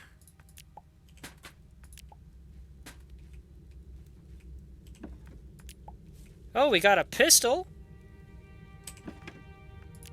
Another manipulator fragment thing. Cool. That's all the core fragments we need. We got 30 somehow. So we're good to go back.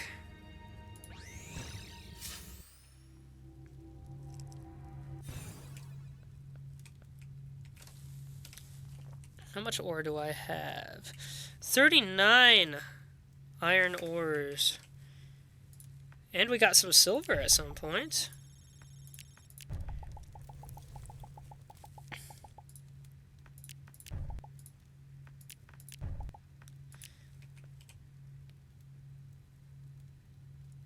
We have plenty. We just need 7, 8, 12 woven fabrics and 1 string.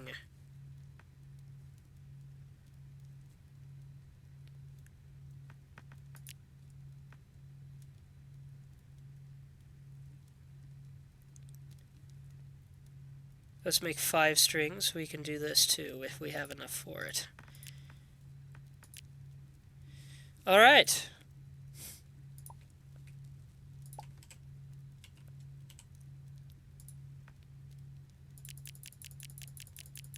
What was it, 12, I think? And I've got plenty of materials for however much I need.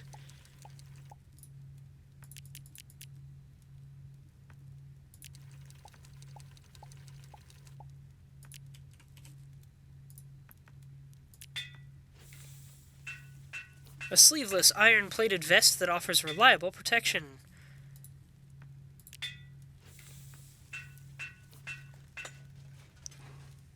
These are actually the same as the Scouter's greaves.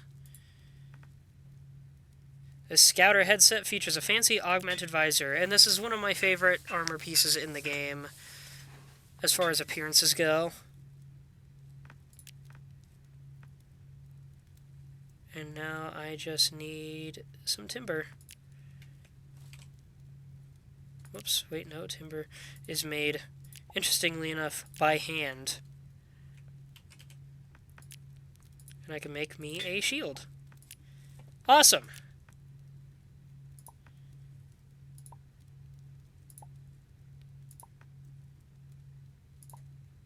Wait, what is... Oh gosh, no. Let's keep that outfit. Then we'll put the Scouter on. There's a different outfit I would like to wear, but I haven't found the parts for it yet. Can I make it with the foraging table? I have to wonder. I mean, not the foraging, this thing. What am I talking about? I cannot. Oh yeah, you can make a boxing glove and attack with it. Or I guess 2 boxing gloves, really. But cool! We have armor now.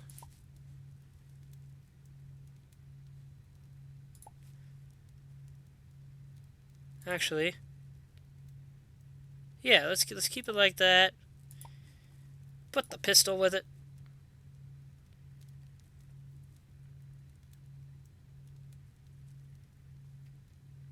I wish these things told you how much damage they did.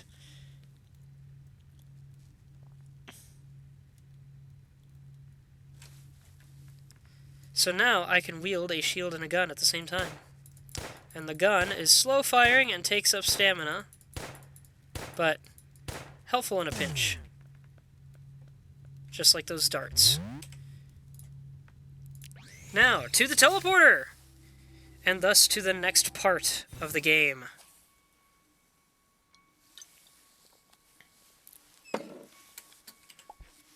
Fi says, spears are pretty decent damage, good for hunting even. Well, yeah, they're made for hunting. They literally automatically turn enemies into meat when they die.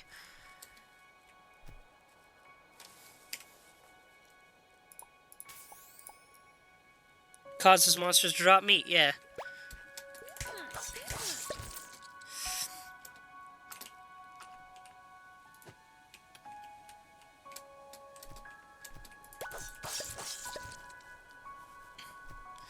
So now it's just a matter of getting to the teleporter and seeing what's on the other side.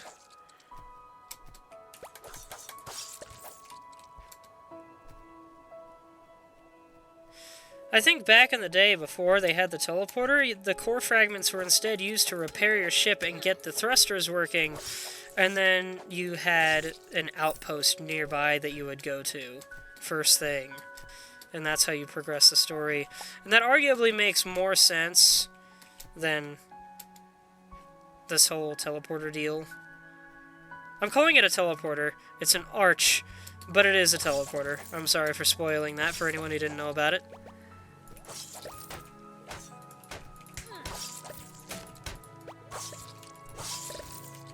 Though I guess it may have been obvious by the fact that we need to fix the thing and then use it to get to somebody. It's a portal device. Teleporter is also technically incorrect. It is a portal device.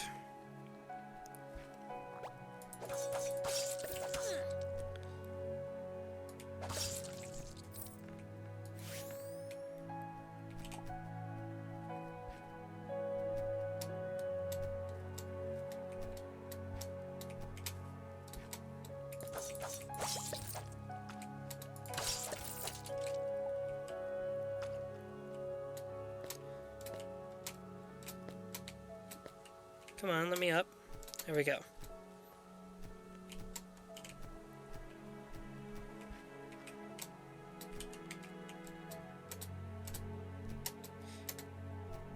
This music is perfect for a story about someone who narrowly survived the destruction of their entire planet and now they're just trying to live off the land.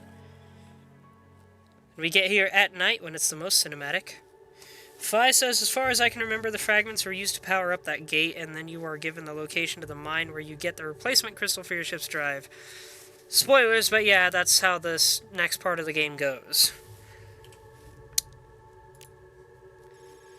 The gate is up and running. Good job. Also, another message is coming through.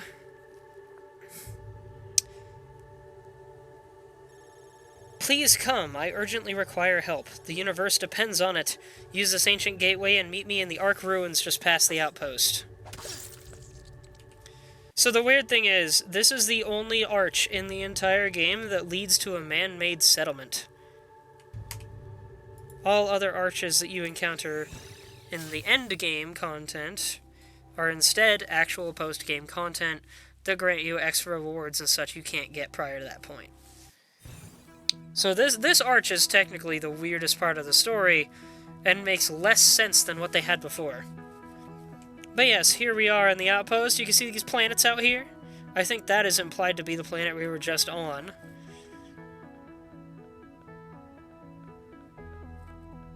Doggy! Hi, dog. And here we are at the outpost, with a freaking gas station outside. Built out of a shipping crate. I only just noticed that. You can get an avian plushie for 5,000 pixels, which is actually not as much as it sounds. Medical kits, do the same thing as bandages, but heal a lot more health. Urchius fuel. It's fuel, as it sounds like. Batteries. Woven fabric, leather, silk, canvas, synthetic material. Empty bottle, canned food, cheese, all that jazz. You're right, convenience store, Fi, but everyone calls them gas stations anyway, even if there's no gas around them anymore. In fact, that's a point I was going to make, and almost forgot to make. This game is cool enough that somebody wrote a book for it. It is called As Long As We Remember. I have that book. I have technically read it. It started out as a fan fiction, and I read the fan fiction before it got turned into a book. And I believe there is a point in that story where the main character comments that people call these gas stations, but she never really understood why. It's because they were always paired with gas stations. Maybe I made up that story part. I think that was in the story, though. I once served the Stargazers until I came to realize that I no longer agreed with their views. All of humanity scattered across the universe, what do we do? What do you get when you shave an apex? A human? Technically correct. The apex are literally based on the Planet of the Apes. Greetings, I hope this day finds you well. Need a bounty hunter? I could use the pixels.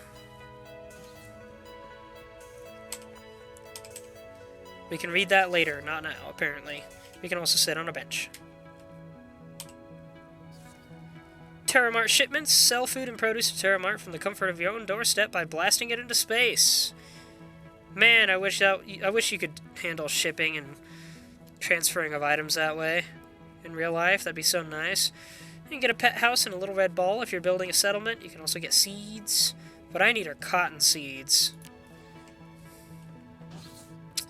I got a fridge with nothing in it.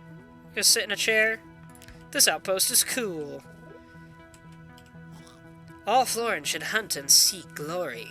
Is that what you're here to do? We have this guy that we should really talk to. In this room, you can try out various techs that help you with your mobility, like double jumping or dashing, and those are extremely handy. I've been developing technology that will enable the user to swiftly dash from one point to another, but I'm lacking a few crucial components for my prototype. Could you help me by bringing me 10 copper bars? I don't have 10 copper bars. Gosh dang it. Fi says your pet will appreciate the ball and pet house too. They'll go nuts chasing the ball, in fact. Well, I'm sure they will, but I don't plan on building a settlement.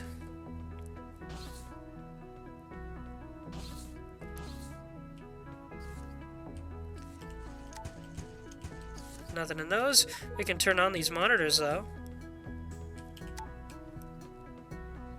Feist is on your ship. Good to know. Maybe I'll get one.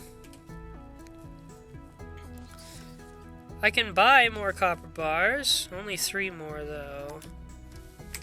How many have I got? 6. I'm 1 short. I can sell things, though.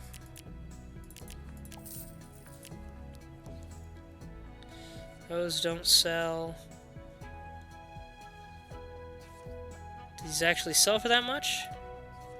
Nope. I hate it when games have a value listed on an item, but then you can never sell it for that value. Well, we don't need more core fragments, if I recall. If we do, I think it's later. Same for these. That's not enough, though. Me too, that is one of my few gripes with this game, in fact. Talking about the pixel thing. I can sell the food, because I don't need to eat in this playthrough, so... Let's sell all the food, and that's just enough for 1 more copper bar. Heck yeah. Ow!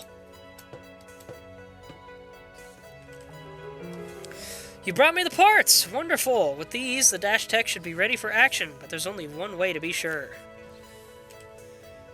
My dash tech needs to be properly tested before I can go into mass production. Would you mind putting it through its paces on my obstacle course? Talk to me again when you're ready and I can send you there. I'm ready, man.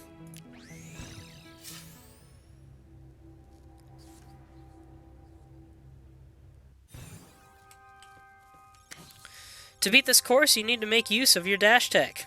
To use it, double tap A or D to quickly dash left or right. Don't dash into walls, though.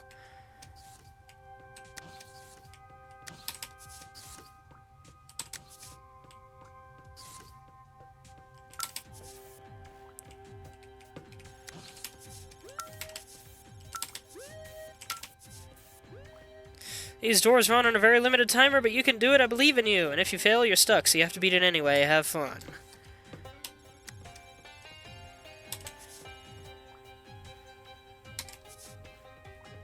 So those things are on a time... Those things slow you down. If you get stuck in one, you're probably not going to make it.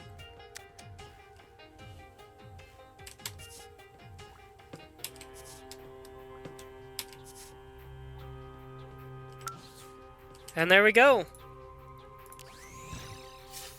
Test number 1 done.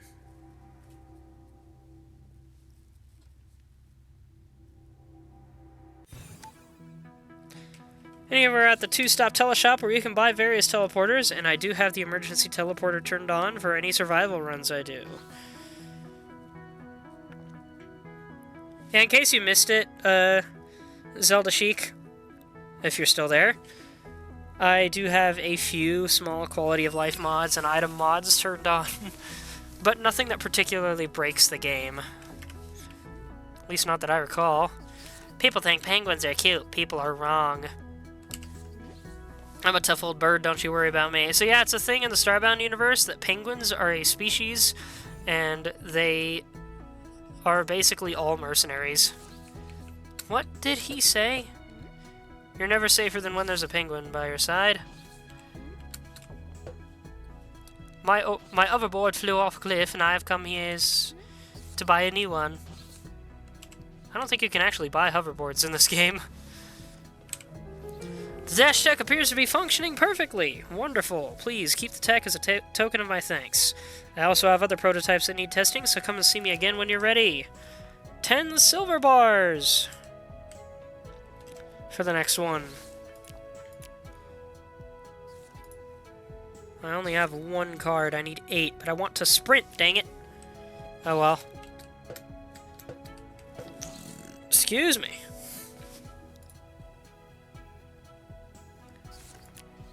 How many silver bars do I have? 4?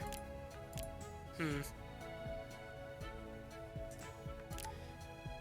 gonna sell this cap. Oh, that's worth 1,000. Shoot.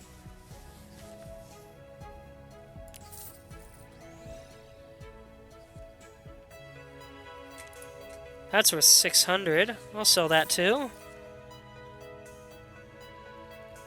I'll keep the axes for now.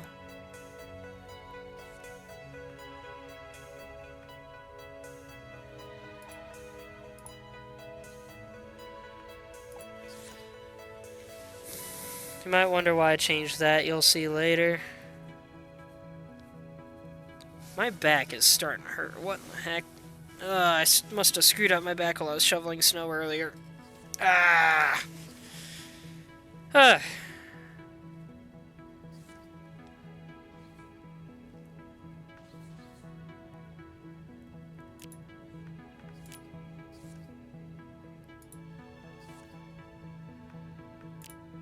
I can get 6.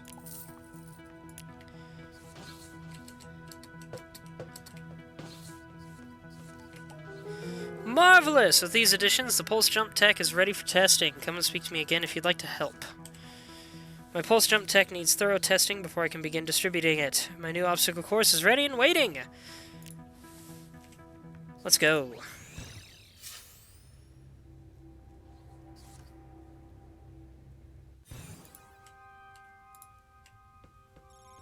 To use the pulse jump tech, press the spacebar while in the air. You'll do a small second jump in the air then. Fi says time for me to head off now. Have a good one. Good night, Fi. I'll miss talking to you. So yeah, now we have a double jump. And it is one of the most useful tools in the game.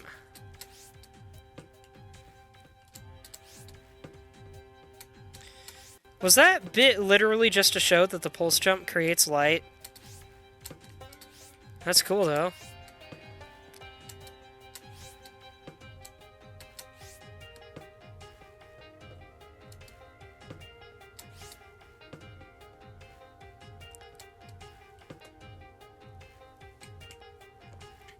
Look at this pool down here.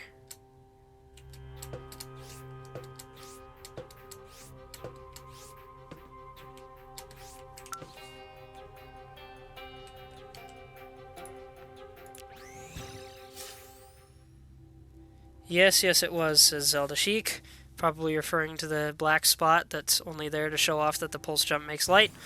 Fi said, catch you later, I'll be about on the morrow in the usual spot, of course. Yeah, of course. I don't know if I'll stream tomorrow, but we'll see. And there we now have the pulse jump. Or we need to talk to him, I guess, to get it permanently. Appears to be operating wonderfully. Keep that one, you've earned it. 10 gold bars. I have 4 of those, too. I'm gonna need to do a little more work. Here we have a penguin shop, weapon shop. Oh, crafting shop. But with only 2 tools. Not all penguins are troublemakers. Who am I kidding? Yes, we are. There's a trash bag here. Trash cans. I can get paper. Ew, throw that away. I will, don't worry. Yeah, the paper is literally useless. Mech assembly station. Spoilers. Welcome to Dr. Akagi's mech workshop. I can assure you that this is a legitimate business. But we cannot do anything with a mech yet. Help me out, would ya? Business around here hasn't been so great since all my regulars are on the run from Dreadwing and his gang of crooks. Can you go and defeat Dreadwing for me? Come speak when you're ready. I'll send you right to him. So that is a side quest. I forgot about this. Maze Bound 64. We can literally play a classic dungeon-crawling maze game with our main character being an avian. You wake up in a mysterious maze. Walls surround you. What do you do? Health, rage, sadness, armor equipped. This doesn't actually mean much of anything. I think it's just find the end of the maze.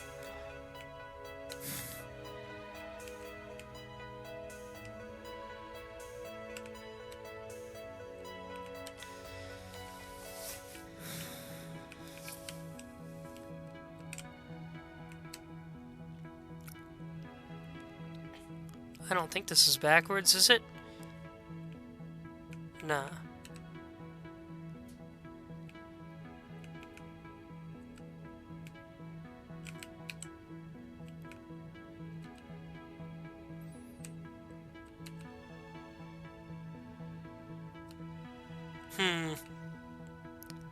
I think I remember this being small enough.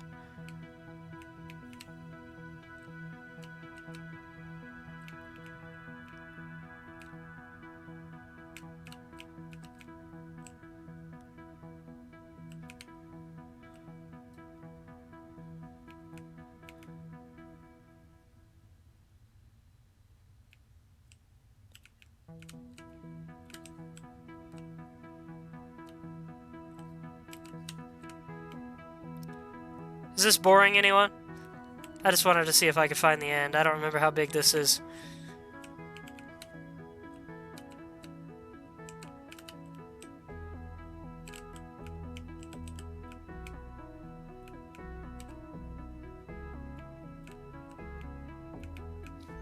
Zelda Chic says, not boring me. Good to know. Oh, there it is. Congratulations, you escaped the dungeon.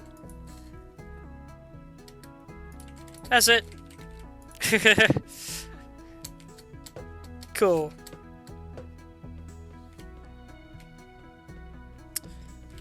Let's do the janitors a small favor. Winning ticket. These are awarded to people who beat the game Maze Bound 64. Can I do something with that? I'm gonna Google.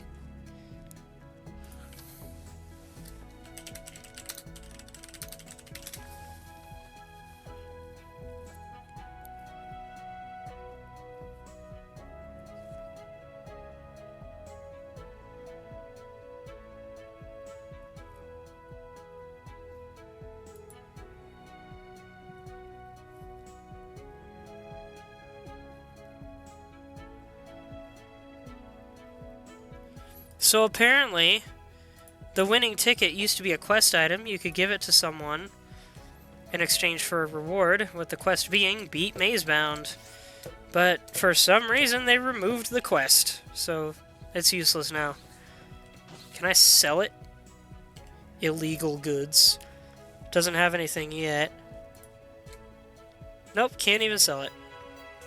Oh well, I guess I'll put it on my ship later. With a few auto chips, we can polish out those unsightly nicks and dents in a jiffy. And here we have Penguin Pete's Vehicle Lot. Totally legit pirate business. Auto chips, a crucial component of vehicle repair. We can make a boat, hover bike, hover bike, hover bike. But they are kind of useless.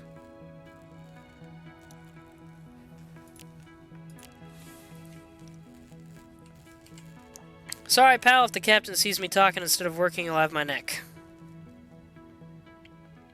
Penguin Pete's cool. Treasure trophies! So here we have little extra fun devices. Adaptable crossbow, fires in different elements. Ghostly pet collar, gives it a ghostly visage. Giant bow. So if you want to be an anime girl, but like super anime girl, there you go. Penguin costume, a package containing a full novelty penguin costume. Perfectly generic item. Perhaps a bit too perfect. So this is also the this is also a placeholder item. If there is a glitch in your inventory and the game doesn't know how to load one of the items you have, or say you have a modded item and then you remove the mod, it turns into this. You can actually, I think you can actually build armor out of this stuff. I don't remember if that's a mod or not. The Ancient Alphabet, a guidebook for translating ancient runes, and we need special items for that. Actually, I think we need special items for all of these, but especially this. Venus de Pixel, ancient Greek marble sculpture, Venus de Pixel, sculptor unknown. And the Zephyr Spark Launcher literally shoots fireworks. So yeah, those are fun little endgame items. We have a teleporter here. It marks the outpost for us. Oh no, we need to go back to the teleshop quick to mark the teleporter there as well, because it's a little bit of a trek between here and over there.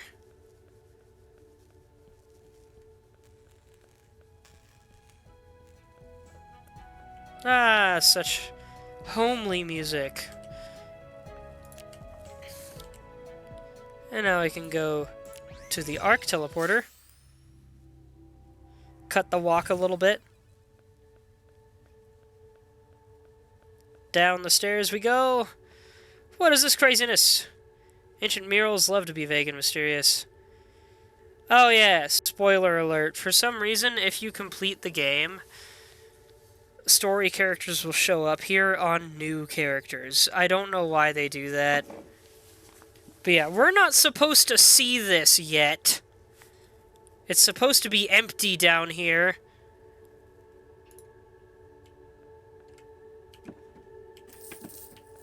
This is the guy that repairs the starting sword, by the way. Esther's been showing me how to mend broken protectorate weapons. If only I could fix up my own rusted body, haha. But we haven't completed that part of the game yet, so we can't actually do anything. Does this guy do anything to us? He does! This place is even older looking than the Sovereign Temple. Here, take a blessing. So he'll give us a random buff if you talk to him. This character is awesome. I won't talk to her. We'll talk to her later. Hello, dear. Is that a matter manipulator you're carrying? Excellent. So you're a protector. I'm sorry to say, perhaps the last after the terrible destruction of Earth. It's sadly inevitable that we should meet now. My name is Esther Bright, retired Grand Protector. She's the one that I mentioned earlier. I left some years ago, an impossible decision, but my research could not be neglected. I discovered things long forgotten that weigh heavy on the present. Long ago, there was a force known as the Cultivator. It maintained balance in the universe. Under its influence, harmony reigned. So it was for eons. I'm changing the voice just a little bit. But this tranquility proved finite. A being arose, one of hate and destruction. It was the Ruin. The Ruin could not abide life in any form, and reaped destruction upon the universe. It fought to blot out all life, and would have succeeded, but for the sacrifice of the Cultivator. The Cultivator rose against the Ruin, and succeeded in sealing it away. But in doing so, the Cultivator exhausted its power completely. Before its last energies dissipated, the Cultivator gifted 6 chosen races with precious artifacts. These 6 artifacts, when united, form the key that opens the gate to the Ruin. The defenses are crumbling. We must unite the artifacts, reach the Ruin, and truly destroy it. This is a lot to take in, dear, and a huge request to make of you, but I would like your help. The artifacts are scattered across the stars. I can't find them alone. We must find them and eradicate the Ruin before other planets go the way of the Earth.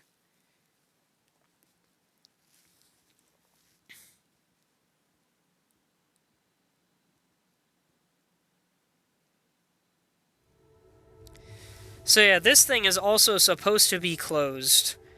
I'll need to see if I can find a mod that removes this whole deal of end-game stuff showing up early if you've completed the game previously.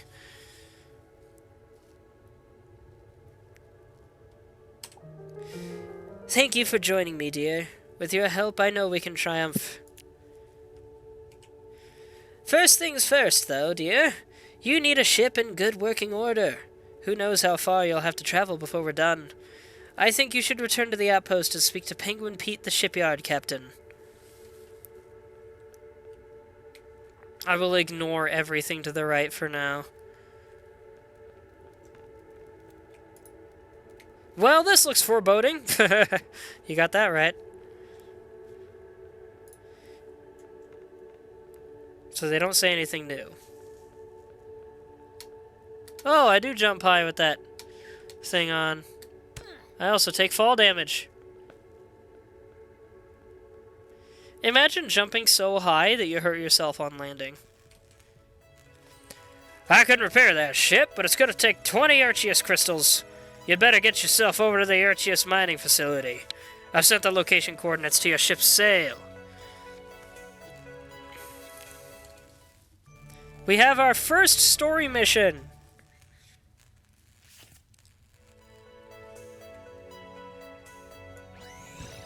Let's go back. But before we do that mission, we should go find more materials to work with.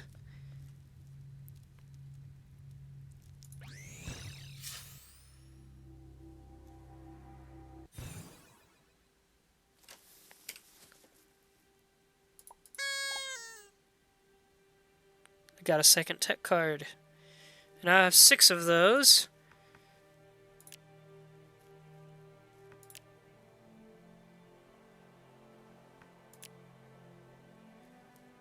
Area of effect is 3x3. So I want 2 more for now. I'm not too worried about how far away I can dig.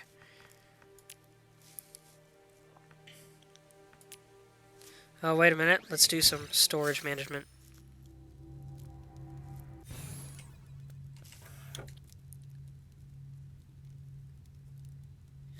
You get in there. You get in there.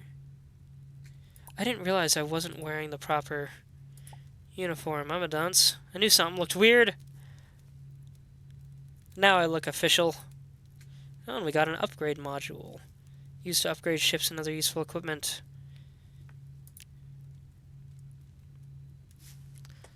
Alright. I think we should be good now.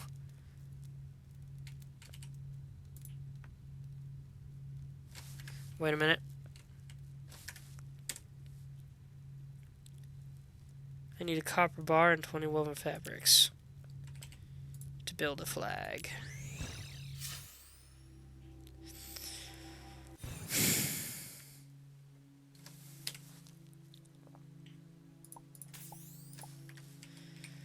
Down we go! Ow.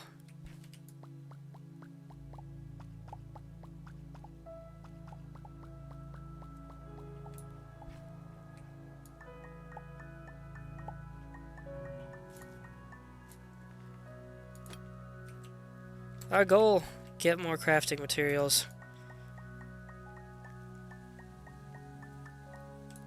Now, I might be calling this stream in about 20 minutes.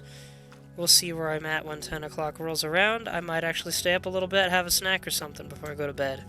We'll have to see.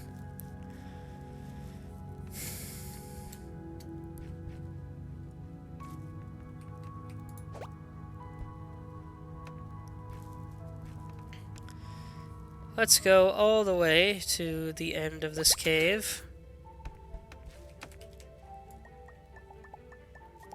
And start digging down from there.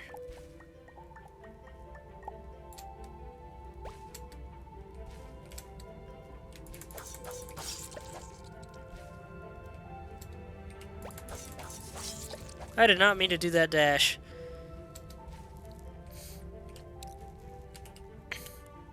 Got some copper up here.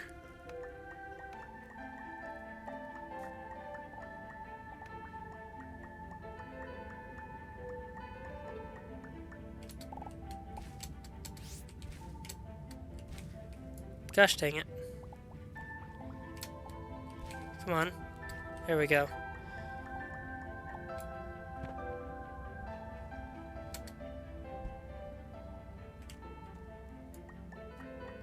How did I miss this?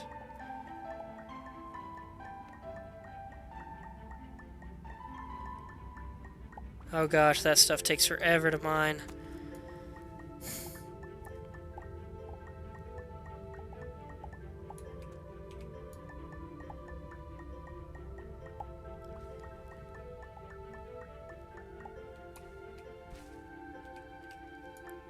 Gold, we definitely need that.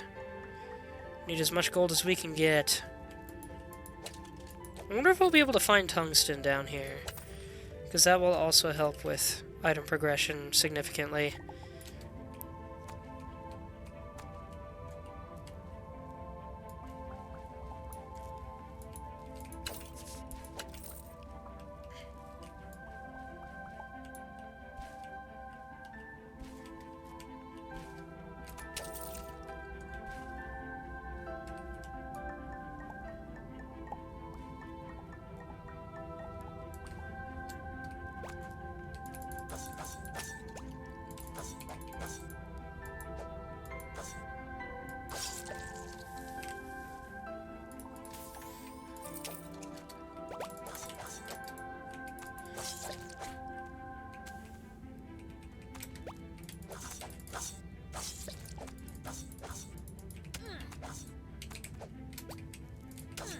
Oh my gosh, so many of these guys. This gun is so slow, too. I did not mean to jump all the way up here.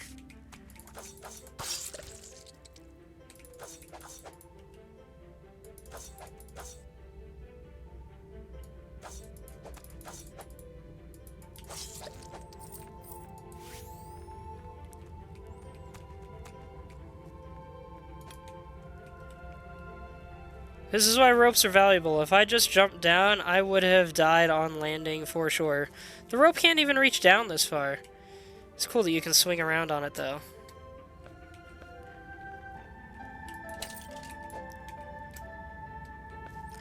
Let's see. Plant some dirt there. Look at that dynamic lighting. Because the glow's coming from me.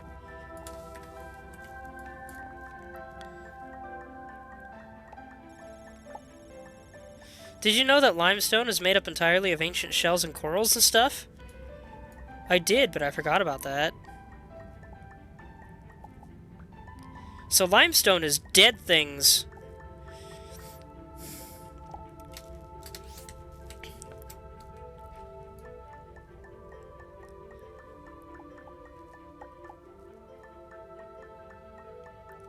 Zelda Sheik said, just like coal.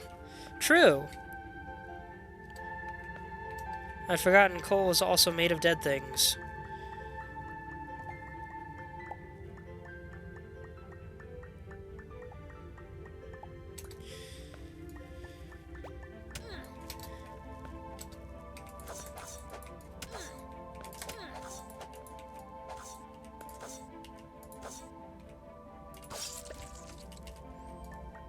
It's always annoying when an enemy drops on your head. I almost said dumps on your head. And that would have sounded so much worse. Of course, it is also unfortunate when an enemy dumps on your head.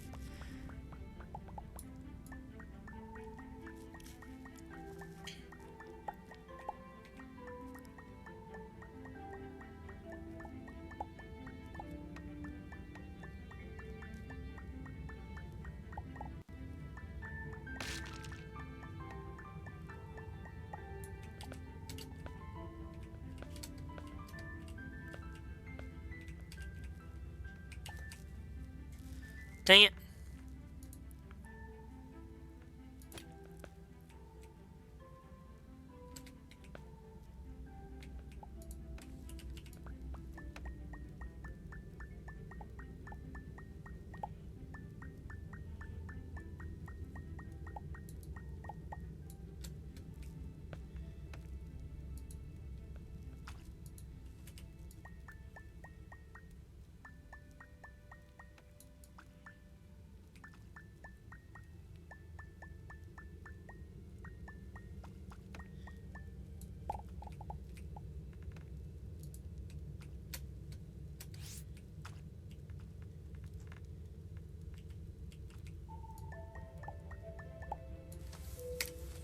Where am I at?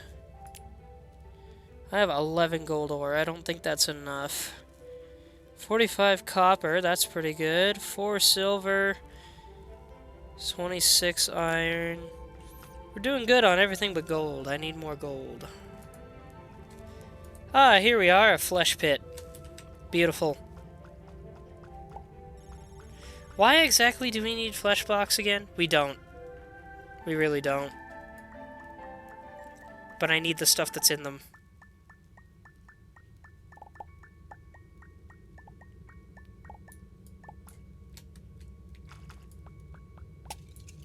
Cell matter, I believe, is handy for some craftables, though.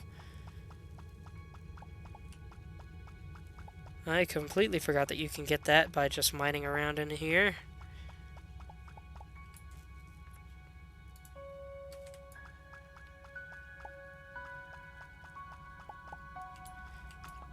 You still there, Steak Boy? Even if you're playing a mobile game, I thought you'd be a little more talkative. I think that's poison. It is! Interesting, I didn't expect to find poison here on the starting planet. I don't think that's very common.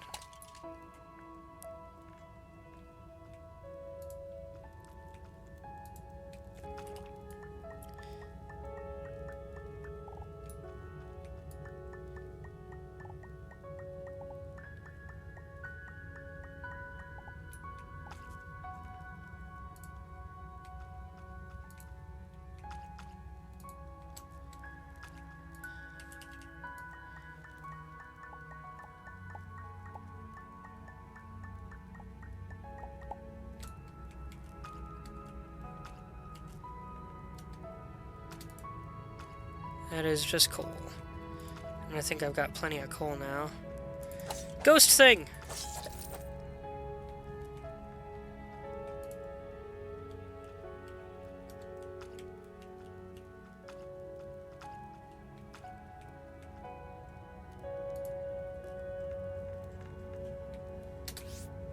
Now I can break my fall with that double jump. I need to remember that.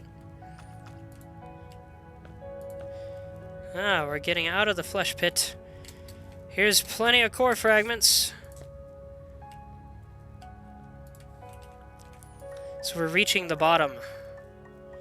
Oh man. Look at all those ones up there.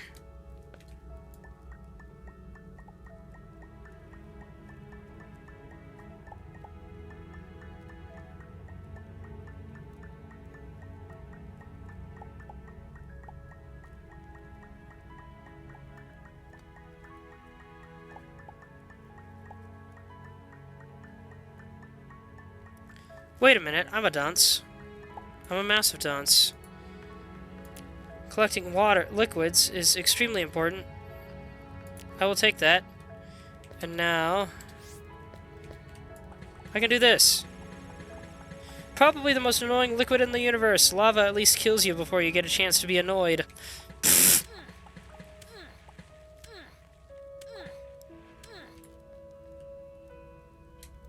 So yeah, I can hold shift to make it 1 pixel. That's another detail about the matter manipulator that's really nice.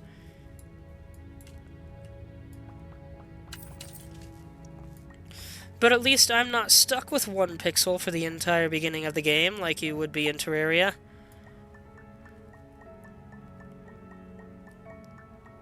Even if Terraria mines a little bit faster. Is this going to hurt me, or is it not enough? It is going to hurt me. Brilliant. There's gold there.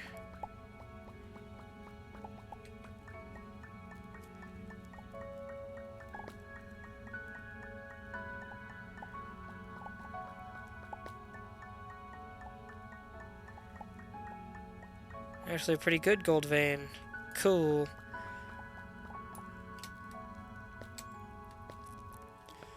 Alright.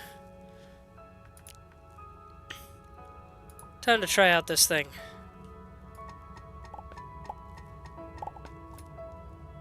I didn't even realize there was iron ore here.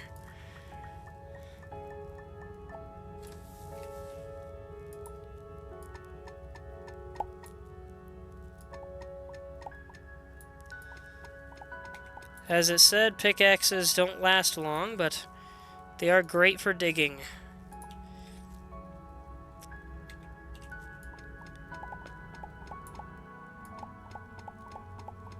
There's lava.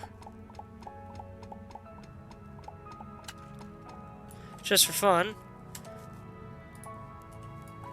Let's collect some lava. Dang, you must have heat-resistant pockets. Maybe.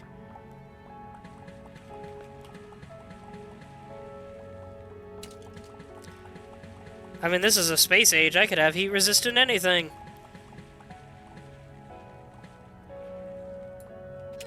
Ow. Ow.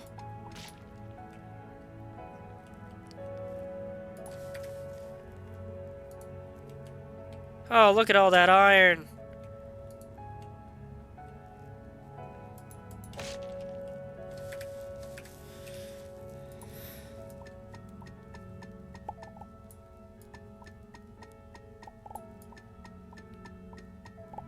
Beautiful.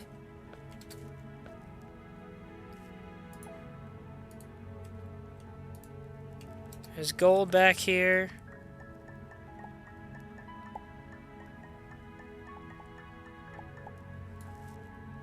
And I'd check my materials, but I might as well just keep going until I run out of places to go. You can only go so far down.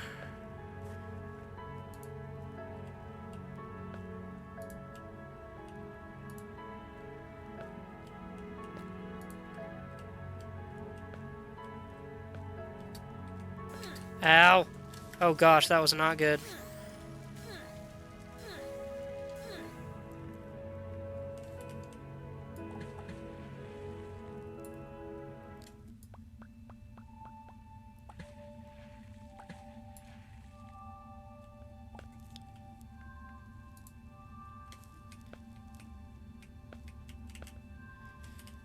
More gold, heck yeah. I think I should have enough gold by now.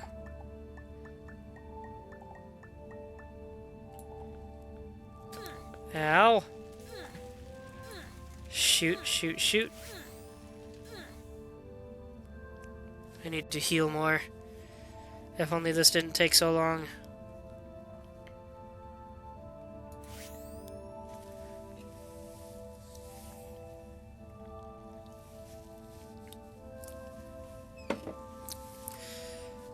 Well, not quite topped up, but it'll do.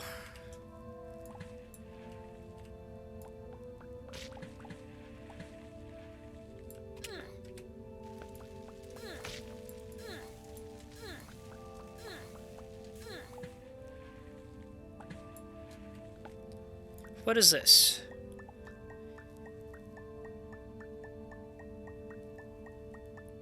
I think this is a diamond.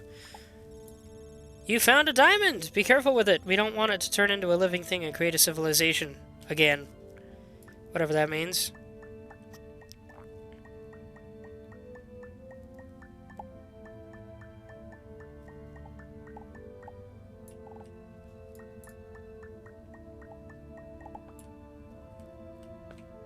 And I believe this is the bottom.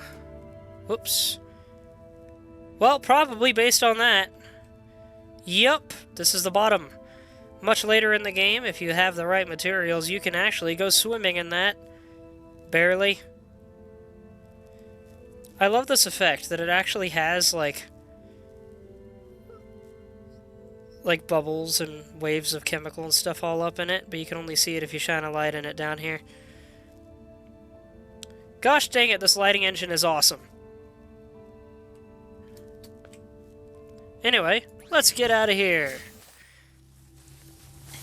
And note how long that jumping buff is lasting. That's what makes that bird guy useful. Alright.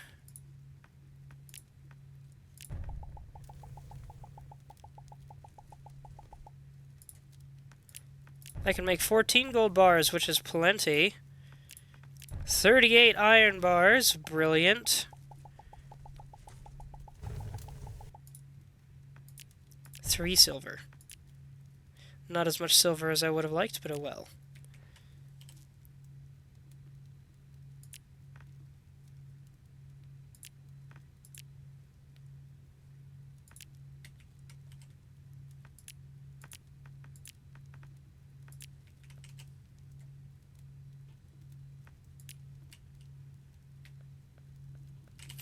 And now, back to the outpost.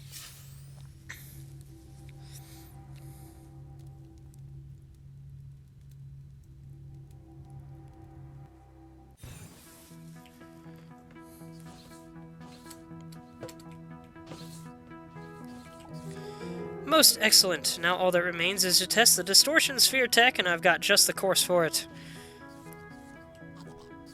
Get out of my way, friend. Thank you. Excuse me. My distortion sphere tech is ready to roll. I'd like you to test it on the new obstacle course I've set up. You should have no problems getting into any of the narrow spaces inside. Talk to me again when you're ready to go in.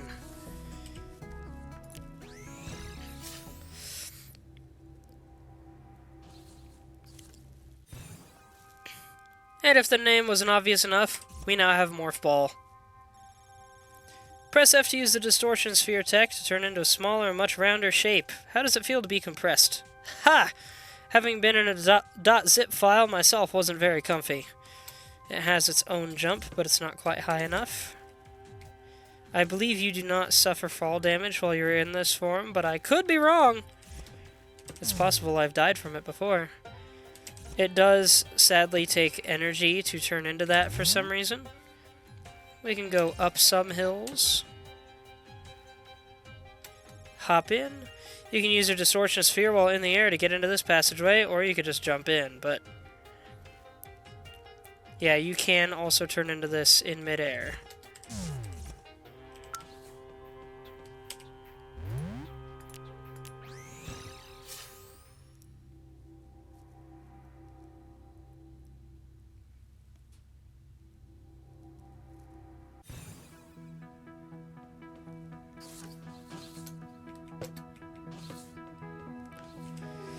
Excellent! The distortion sphere tech performed just as I had hoped it would. Please keep it. Thanks to you, I've been able to make significant strides in my research. Awesome.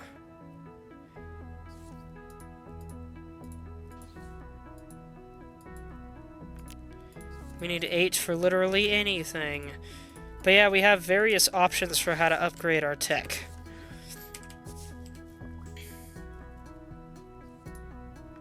And with that done, what have we got in the shops here that I can potentially use? Don't need these.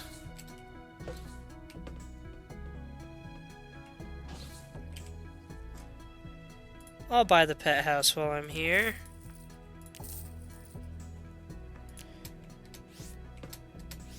If you're wondering what these are, you can design a sign. I've never done it before, actually.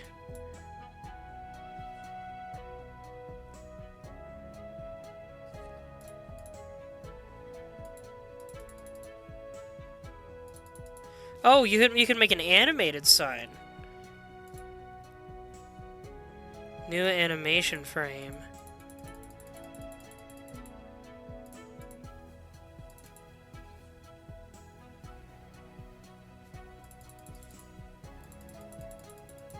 Okay.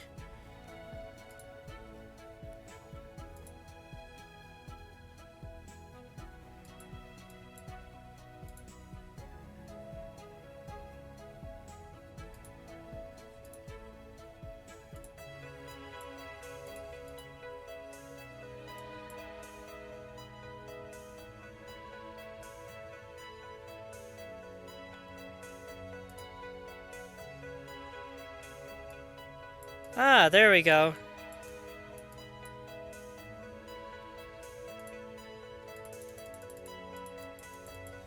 Cool! I've never actually used this before.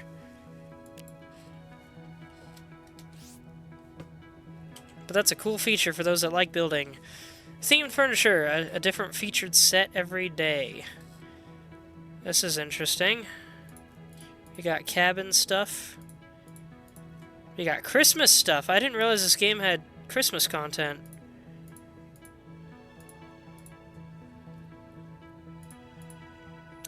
Double lamppost. I do like me a nice double lamp.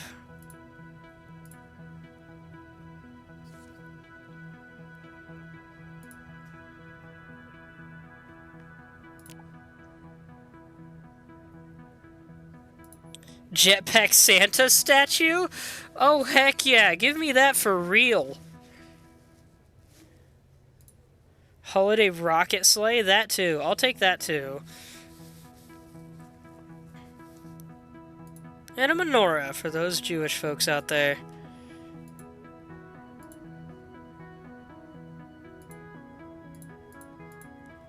This is cool, man. I'll take 2 of those.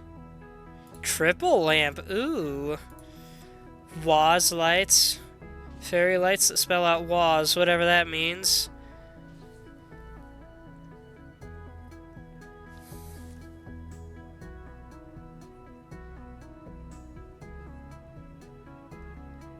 Yeah, I don't know what that means either.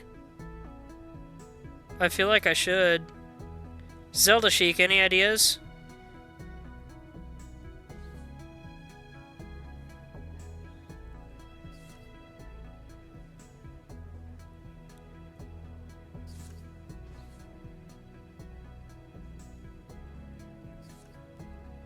Maybe a creator? Maybe. I have no need for that as much as I like it.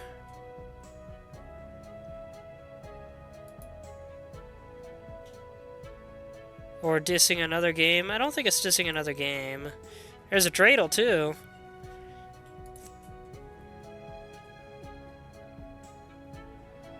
That's cool. I've never seen that before.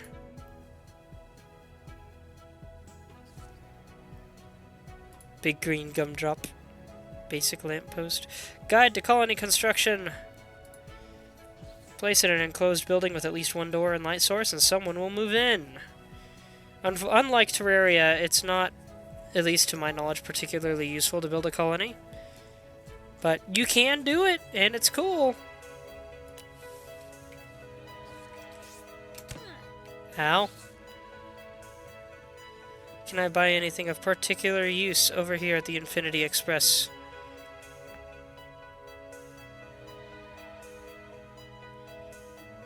I thought there was a second flashlight that I could get, but I guess I'm wrong. Maybe that's a different mod. Screw it, I'll get the Woz lights.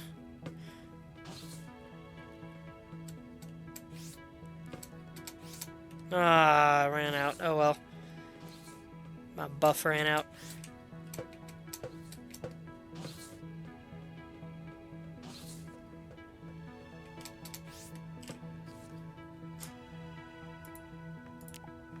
I don't know what I'm gonna do with those.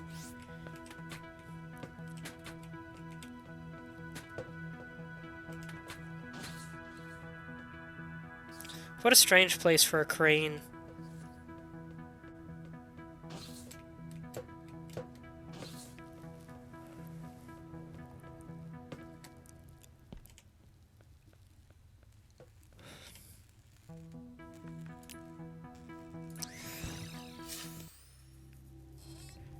Developers like to diss each other? Yeah, they do.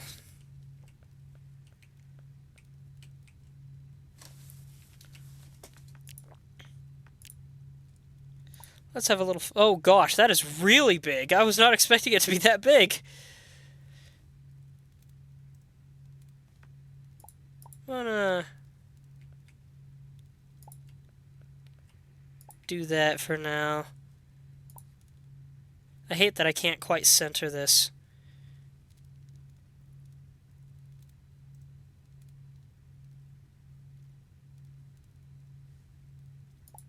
Yeah, I'll just hold on to that for now. Actually...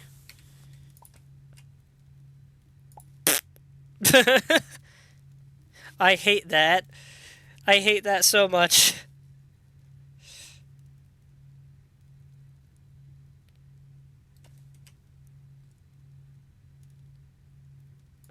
I'm gonna take that off that. I don't like that.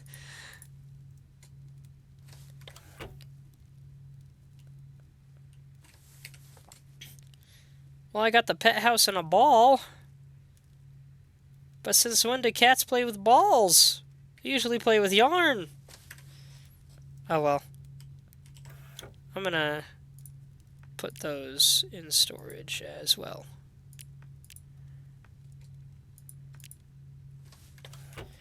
And now, I'm going to take a very short break, and then I'll be back. It's technically 10. I should be ending now, and this is a great time to end things off. The thrusters are currently pretty messed up. The teleporter's working, though. I guess that's something. You can only go to the planet below right now, or I can teleport to the Archeus mining facility. We've received a distress signal from a lunar outpost identifying itself as the EMF Archeus mining facility. Oh gosh, this is glitched out. What the heck?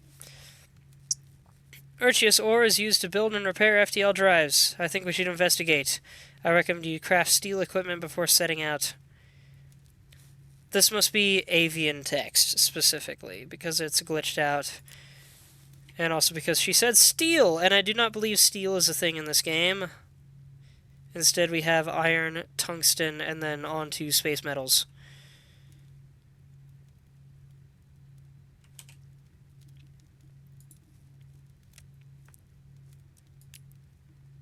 But yeah, I'm going to take a short break, and then we'll check out the Archeus mining facility, and I might call it if I die. But we'll see. Be right back, everyone.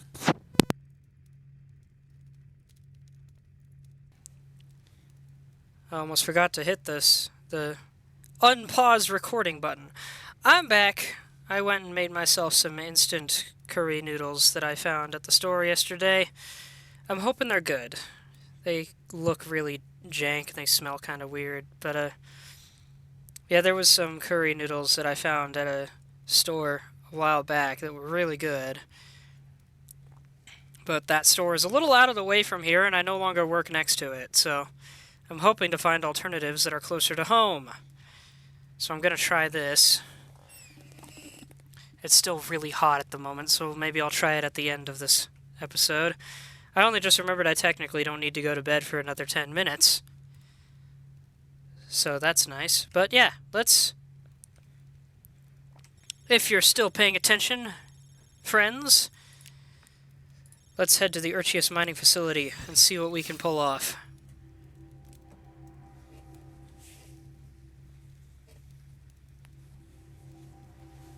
I also got me a glass of milk to go with this curry. Put my remaining soda in the fridge with a rubber soda top that my sister found and gave to me. Well, she found a bunch of them and bought them and gave me one of them, is what I mean. We're going backwards. I don't think there's anything over here. But we have background music to go with this mission. As you can see back there, this is not the moon, it is a moon. Is there anything of value over here? Oh, there's invisible wall. Okay. Let's rush back best we can. You might notice a very slight blink that I do every once in a while. That means that the tech I just used has recharged. Specifically the dash move. You can hear a little pop with it too. Now I think there's a little secret up and over here. That place is not in an all too great shape. Lots of strange life signals coming from deep down. That's concerning. Of course, the fact that they weren't getting a response from this place was already concerning.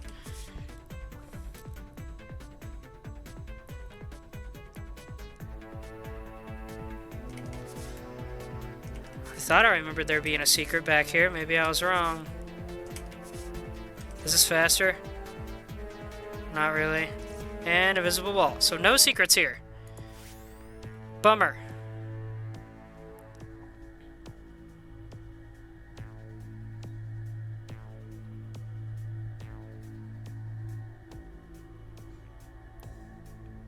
Oh yeah, I forgot. This is the place where we can get my favorite starting outfit in the game.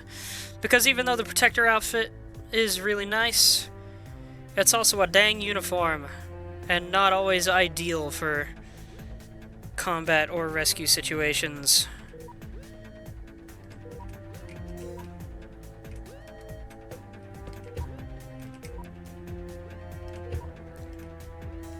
Now, I might be wrong, but I think the Frackin' Universe version of this mission actually gives you data on these terminals.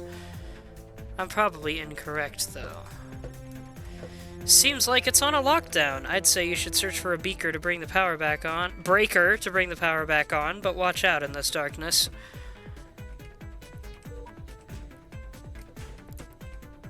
Check out these cool beds. Oh, I thought these lockers usually had something in them. That has something in it.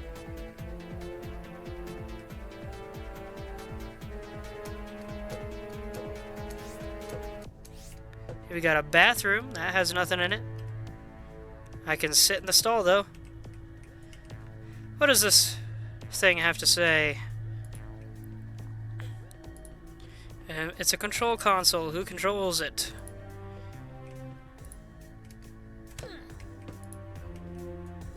Nothing important. I would take a sip of water before I moved on. Can't open that door. So into the oddly huge ventilation we go. Whoa, what's that, dude? We're about to find out.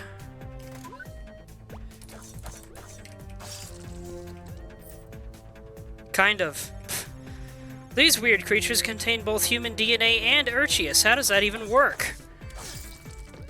They spray goop at you. Oh gosh, get off of me. They also deal really high damage. I'm not used to them trying to walk into me over and over again, though. That was a little strange. Usually they try to spray you, not waddle over you.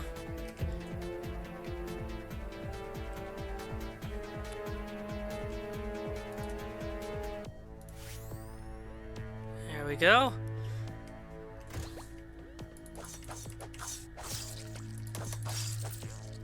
Doing pretty good with the sword so far. I just gotta play safe.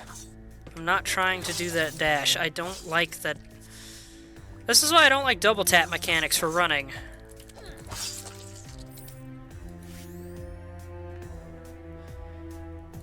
But I can't think of a better mechanic.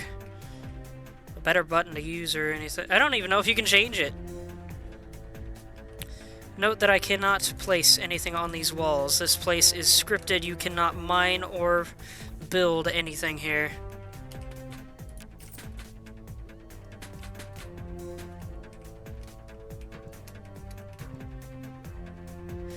So I guess this is what people meant when they said that they liked it better when it was just Terraria and space. They liked it more when you didn't have to do this story mission to progress in the game. But at the same time, once you complete the story mission, you're pretty much free to do whatever. This is the only story mission that has equipment required for progression. The rest of the story is just the story. Hey, come back here! Hey! Something tells me that's not the last of them. Why would you come to this place? You should go before it's too late. Alright, I'm here to rescue you, but whatever. Here we have a blueprint! Unlocks the lunar base lantern crafting schematic. We now know how to build a lantern, so... What the heck? Where do you come from? Some up there. Can I get up there? I can, but there's no point to it.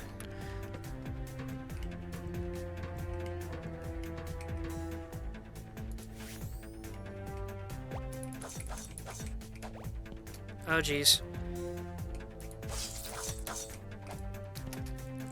That was almost awesome, but I didn't mean to do it. Trying my best not to be jumping everywhere.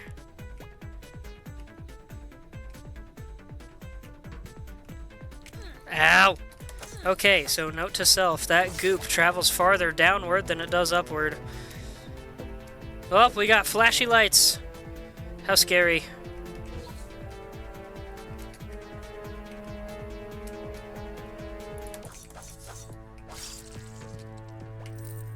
Gosh dang it, he spotted me.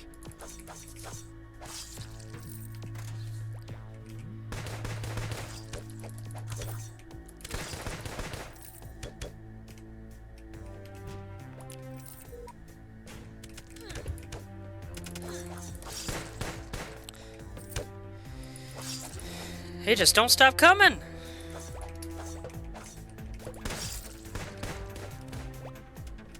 Oh gosh, I'm nearly dead. Sorry, I can't help you at the moment. I need to stand back and heal. Let's come down here. What's in this? Well, here's the first piece of part of my favorite suit. Where's the rest of it?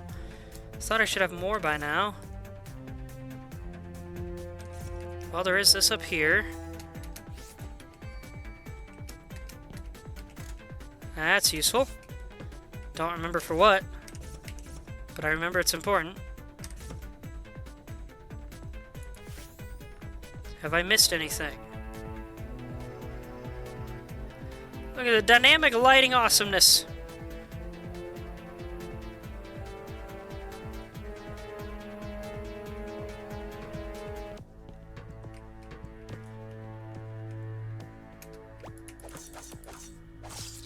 I thought I should have at least one more costume piece by now.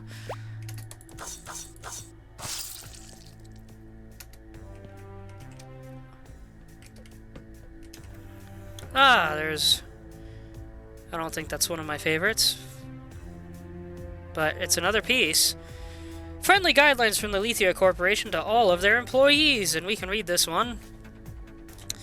We kindly ask that employees wear the appropriate safety equipment at all times, behave appropriately and in a professional manner, report unfamiliar occurrences to Lethia HQ before approaching on-site management. Have a nice day.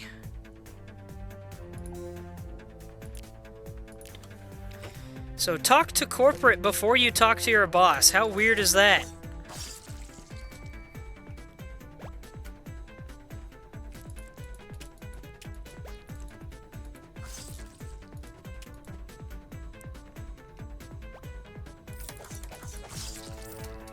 I just didn't want to go down there into a pit with two of them when it's hard to fight on that terrain. Is there something else up there? Nothing of value. Oh gosh, that's so many of them.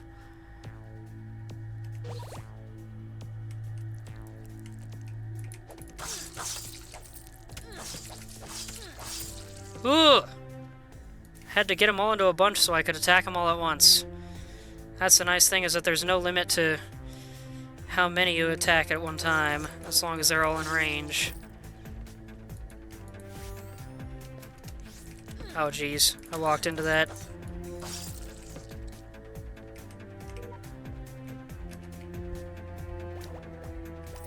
Oh gosh, more of them.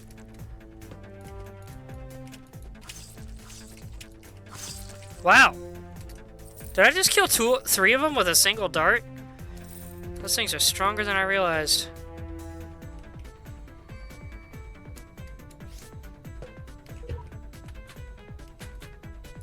One rope. Well, better than nothing.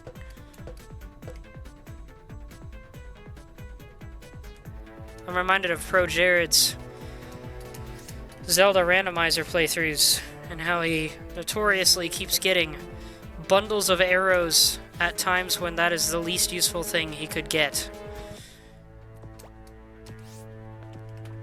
But rope is actually useful, thankfully.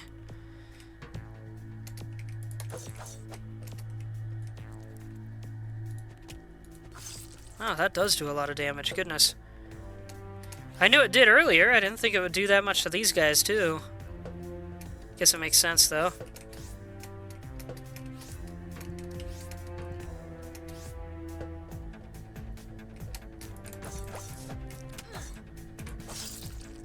Over here doing my anime combos on these things.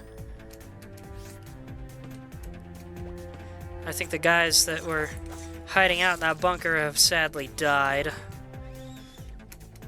That's what they get for rushing ahead.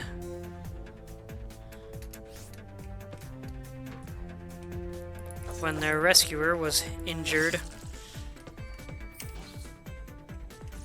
Whoop. We can't mine this. So this is just some flavor room stuff going on. You'll see, though, there is a chest over there. We can get in here from another direction.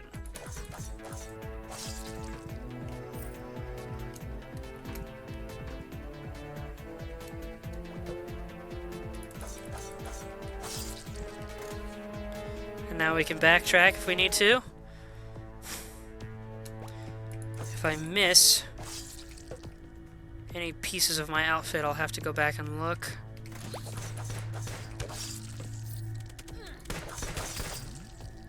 I think we're safe for now. Yes, for now. Come on.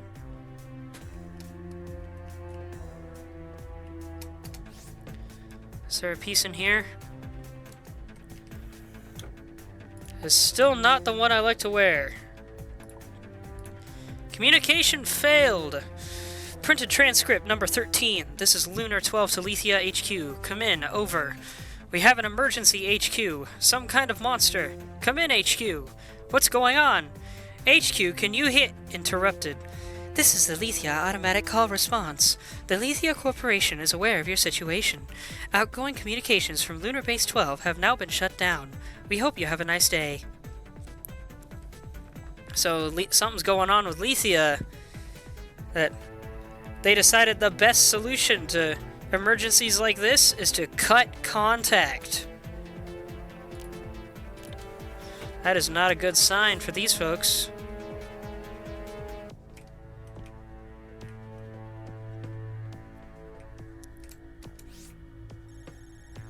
Ochius radiation is becoming increasingly intense the deeper you go. Not very work safe. Sorry about the AI, dear. Did I miss something?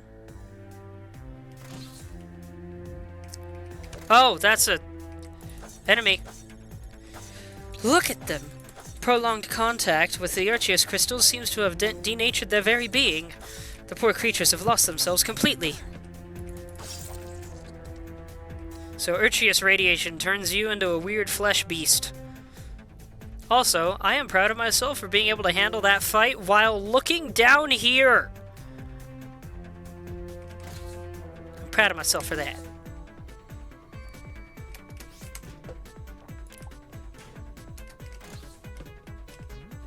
We had someone send out the distress signal, but it must have put the facility on lockdown. Yes, it did. I keep hearing noises like something is deep down below. Help had better be on the way. I am the help, sir. Assault rifle. Spray and pray.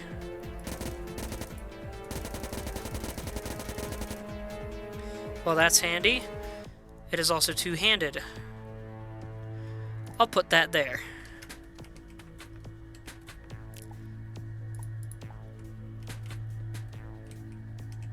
So this is a respawn point. So if I die later on, I can come back to this point if I recall.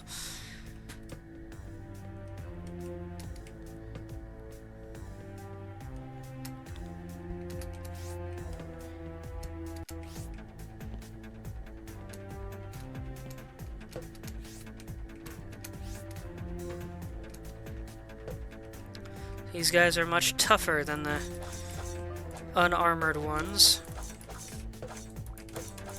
I did not mean to do that, but that worked out beautifully.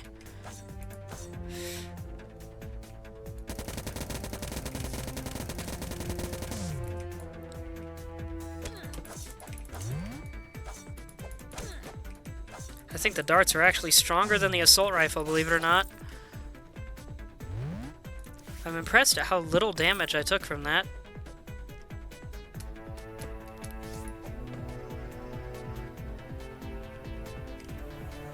There's one of them! I'm gonna replace my cape with this little communication device. I know it's a spacesuit backpack meant to help you breathe and stuff. It doesn't, it says. But I think it looks like a neat radio, so I'm gonna keep it. Emergency Lockdown Codex.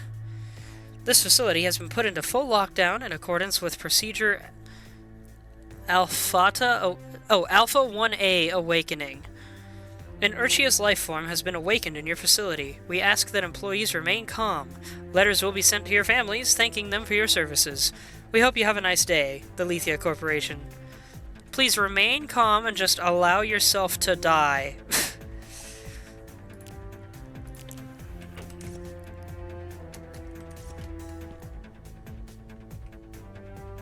This isn't anything I can do anything with.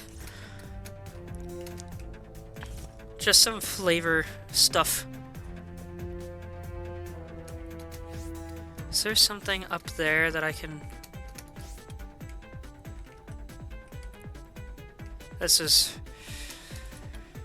precarious. Ah ha ha! It was up here! I don't remember if there's a third one or not. I don't think there is. Nailed it!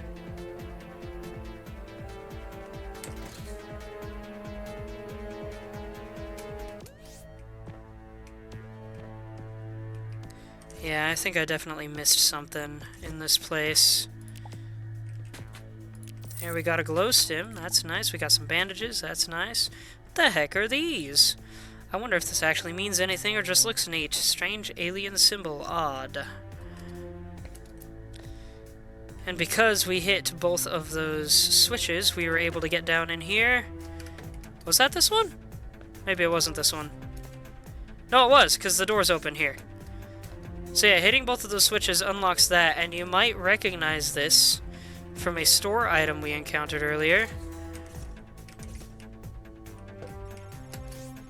Urchius radiation has reached a very high and dangerous level. Good thing I'm on my ship and not down there with you. I don't want to go there yet, though. Hush, you're not helping.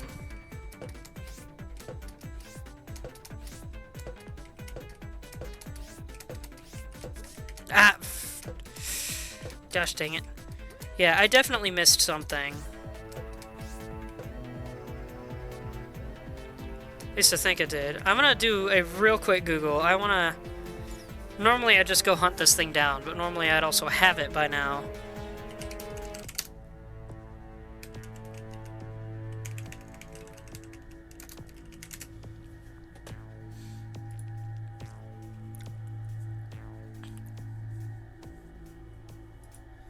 Okay, it should be around here somewhere.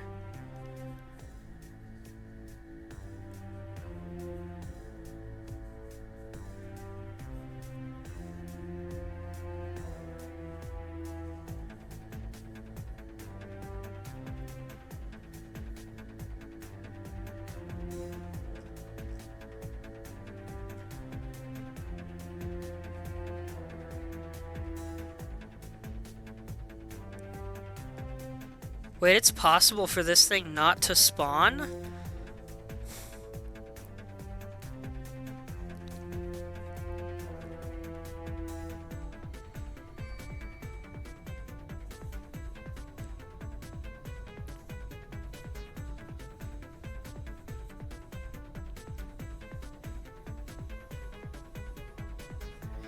Well, gosh dang it!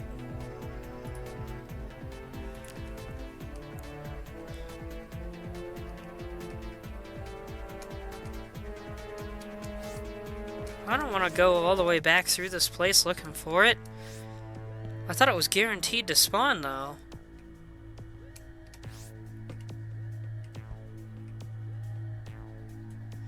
Oh well, I'll keep this suit for now. I'll have to come back in later and go hunting for it.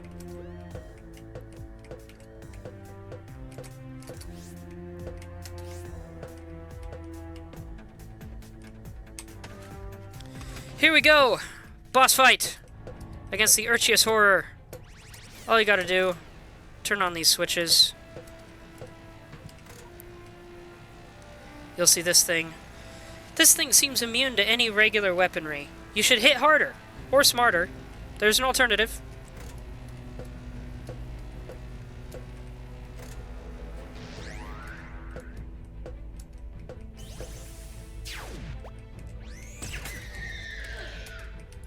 Odd vertical-facing mining drill.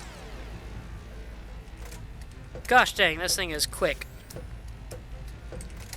Got it just barely.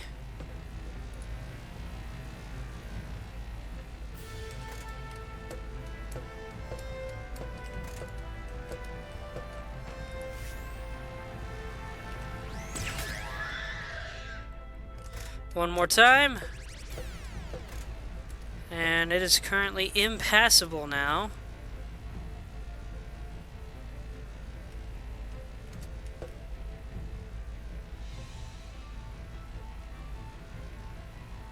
If you look closely, there's bodies floating around inside that thing. Oh gosh, dang it. I didn't realize it would start way out there. I'm a dunce.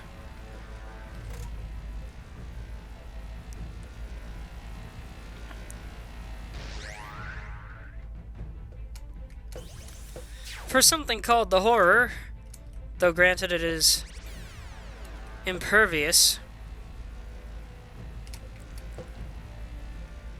against mining equipment, this thing seems pretty simple and easy. Come on.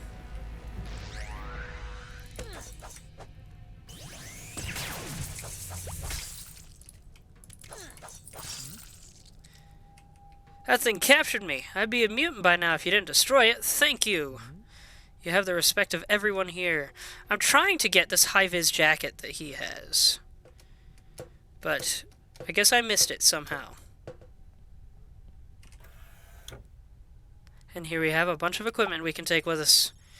You found a capture pod. You can squish any creature into those tiny balls. I bet they like you for doing that and even become tame. Don't do that with people, though. They don't become tame, they become vivid. Was that supposed to be livid? Or was it making a joke about them being squished into gore? Talon blocker, shield health. That's a better shield than what I've already got, so I'll put that up there. Urchius Horror, Codex.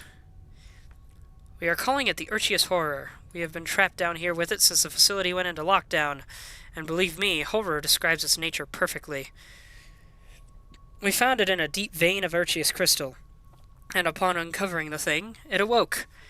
At first we thought it was a sentient crystal, but a desperate attack with a mining laser cannon uncovered a single unblinking eye within.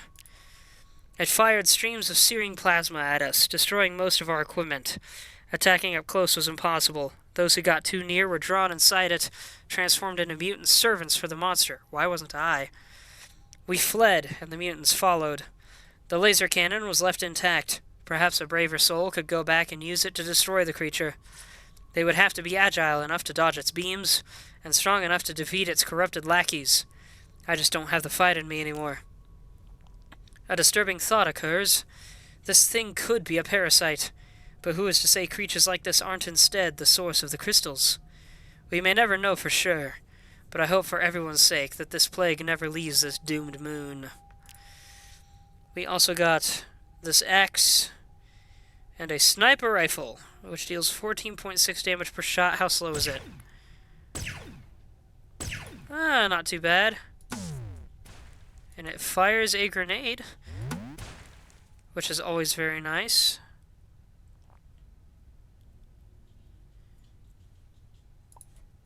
I'll do that. Well done! Neat. Maybe take some of those Urchius crystals to repair the ship with. I bet nobody will mind after you've destroyed that thing. I want to mine this. This looks so satisfying to mine.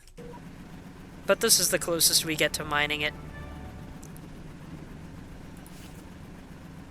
Well, technically.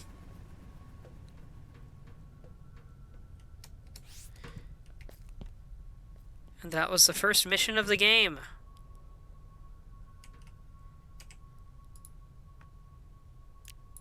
Quite annoyed that I missed out on the vest. I'll have to go back and do that. I know I've said that already, but that's annoying, man! I don't like being annoyed.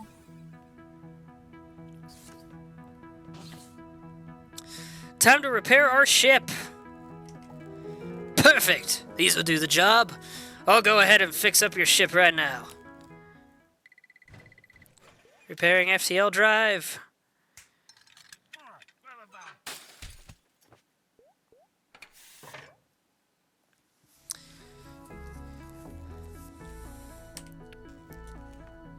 Talk to Esther Bright at the Ark.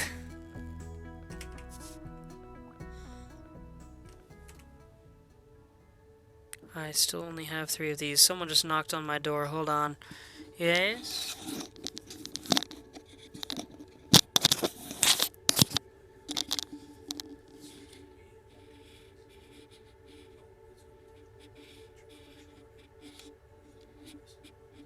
Okay.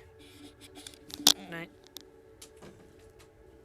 I've just realized I forgot to turn off my mic for that interaction. That was my dad reminding me of the weather tomorrow.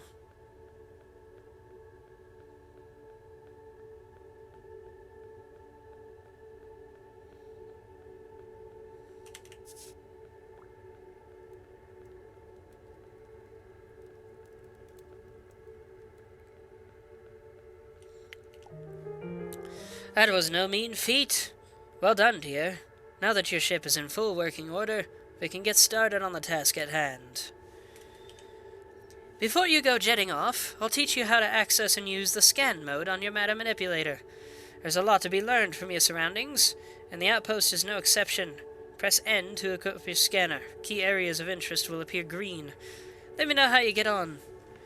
So this is now replaced with our matter manipulator, and stuff is highlighted. A majestic gate like nothing I've encountered before. Who created this wonder? And what's on the other side? So we need to scan stuff to fill this bar. This post seems quite wobbly. Oh, it's behind him. It didn't scan the person. Okay, to sit on for a little while. This table wobbles quite easily. I never noticed he was standing in front of something before.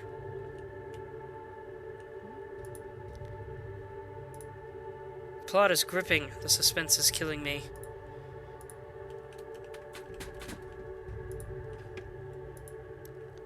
This tent wouldn't be out of place in a military camp. Hey look, that one at the top is a human. Go us.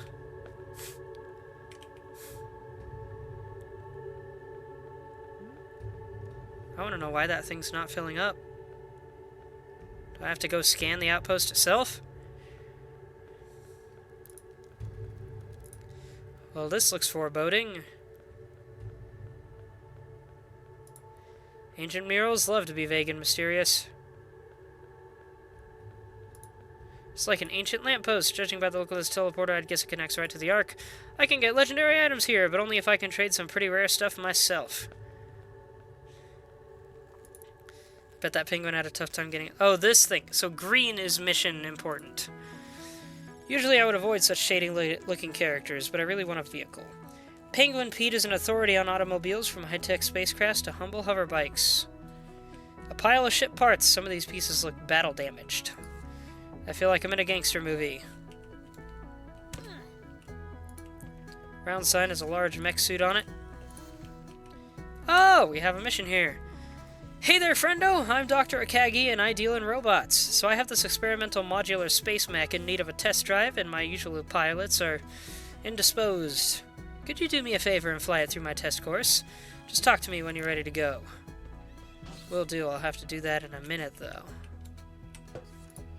This bar is barely stocked. It's pretty obvious that they don't intend to sell any drinks here. The barkeep and the Beakeasy will happily trade any diamonds you may have for penguin doubloons, which are popular among his mercenary clientele. So you can trade diamonds to him in exchange for hiring mercenary help. This looks like a perfectly respectable establishment. Dark concrete, especially designed for outposts. Oh, it's reading behind the thing. You can buy personal teleporters from this shop. Extremely useful things. A shop full of teleporters is set up for the perfect getaway.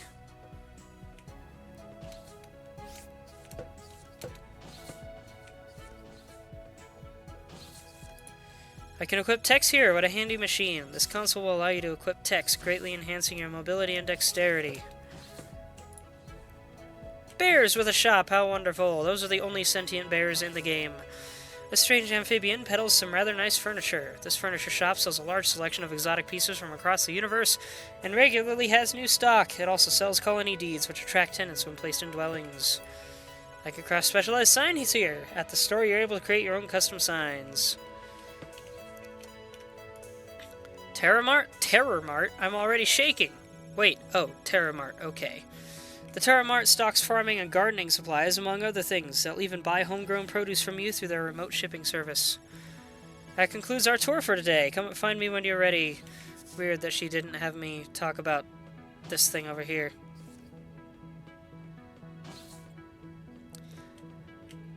Alright, just for a moment, because I'm starting to feel really hungry. Let's taste these sketchy noodles. Sketchy curry noodles that really don't smell good, in my opinion.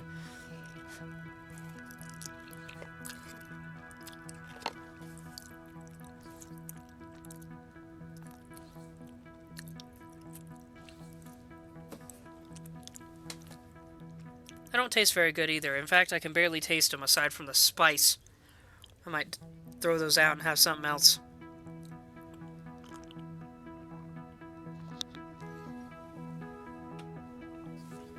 But darn, that just means I'll have to possibly go way out of my way if I want to get the curry I like.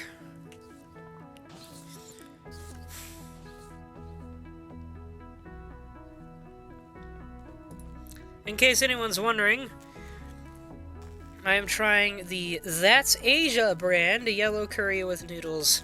I found them at Smith's by the ramen.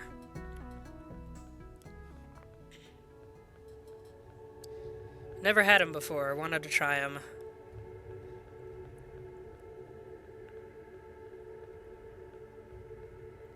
I also got some pad thai ones because I don't know if I've ever had pad thai. Who knows what that'll taste like or how accurate it'll be if I don't like these, though.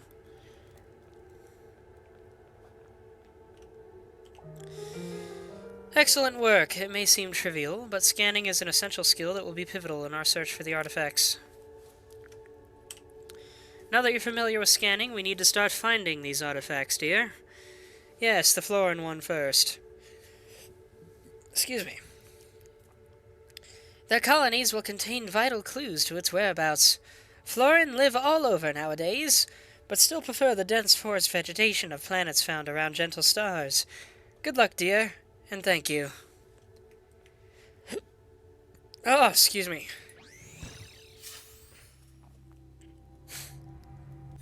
Our ship is repaired. Look at how beautiful it is. And now we can move around. Urchius fuel for your FTL drive, usually accumulated on lower gravity bodies, always moons if you're searching for it. However, since the destruction of Earth, moons have gotten kinda weird. And now we can access the navigation console. We have various places we can go. Space missions, requires mech to deploy. I forgot to do the mech thing. There's a planet there.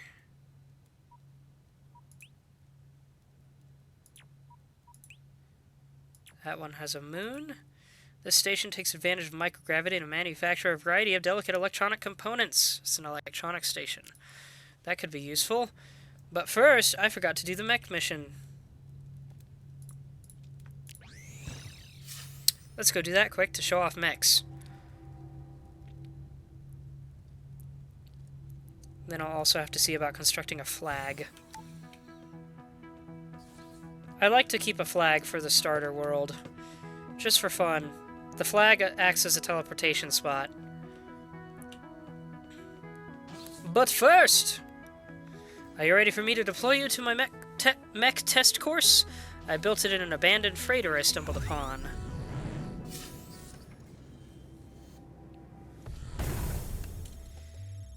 Look at this crazy looking device.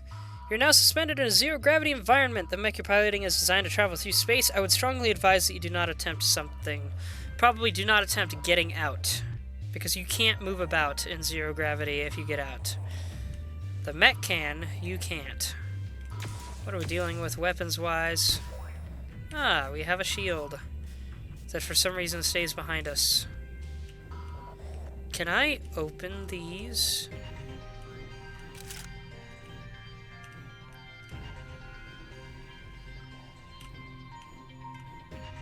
I wish there was a way to come to a complete stop. There is! Press space. Good to know. So you can move in zero gravity, but it's really awkward. Doesn't seem like there's any value to these things. I love this music, by the way.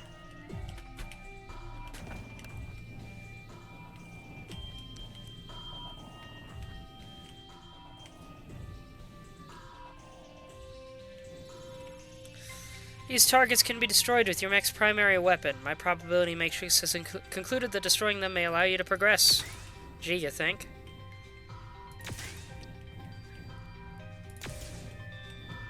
I wonder if this mech is auto-generated, because I remember it being different. Your mech switches to a ground environment configuration when in an environment with gravity. I would advise you to continue to proceed in your mech.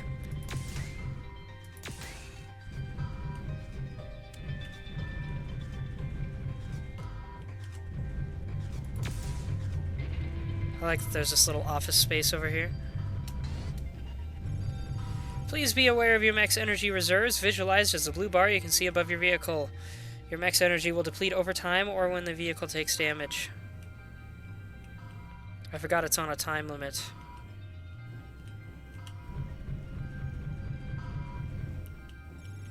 Hostile entities also exist in zero-gravity environments. My cosmonautical records indicate that defeating them may result in obtaining an energy battery, which your mech can absorb.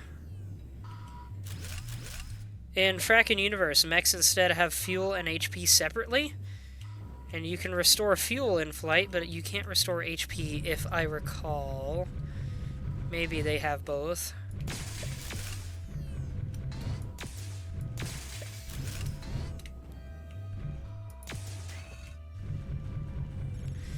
The mech is too large to continue through this area. Press E to enter and exit the mech. I advise that you proceed on foot. You appear to have completed Dr. Akagi's test course. I must declare that I am curious as to how such a large ship came to be abandoned, but my records present no conclusion. USCM. That is implied to be a previous Earth organization that went defunct after it. Well, I don't know how it fell apart exactly.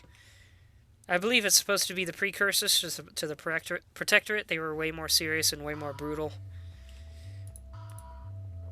I remember the mech test being far different from that. Maybe it's just fracking universes that's different. I also think that it's possible those lines were original to Sail and not to Avian. Wait, we need to go to talk to Akagi, I believe.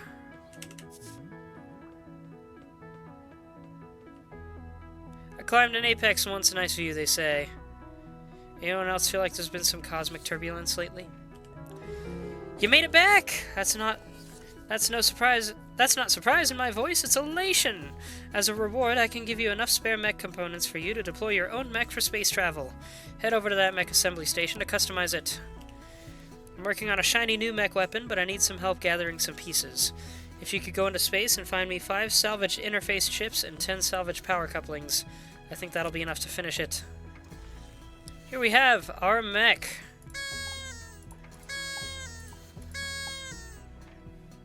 We got those from previous things. I hope I didn't drop any at some point.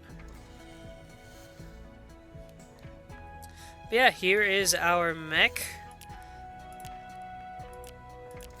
Let's adjust colors. There's a mod you can get that lets you have appearance slots for your mech, so you're not stuck with just the parts that you've got, if you want it to look differently anyway.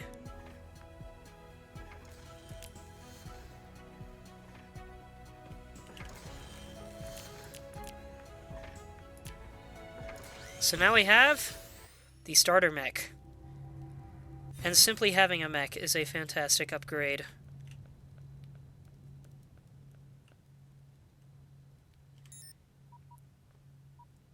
Oh wait, I need to get my flag.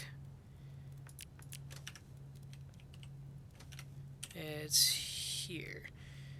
I need woven fabrics.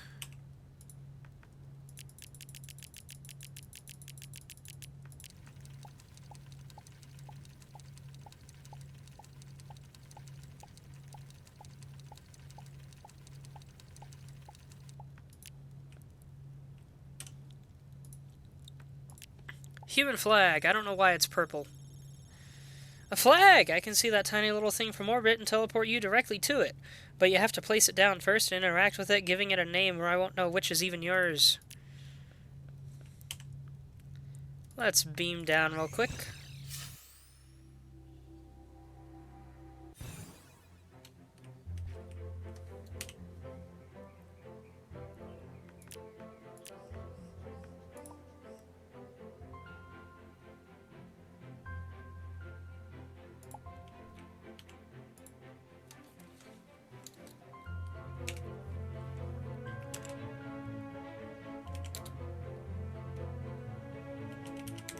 Let's call it New Earth.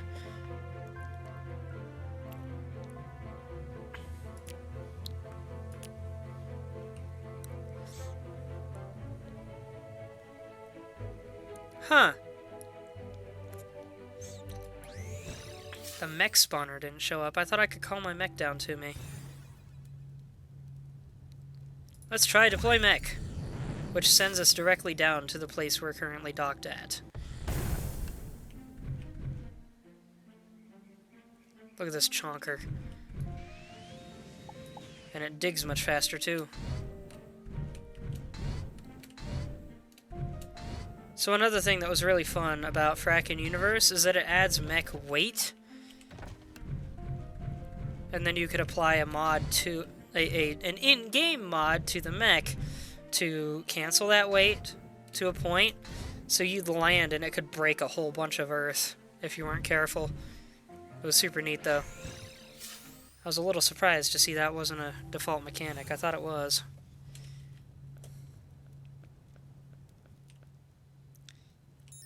Anyway, let's go check out this electronics station.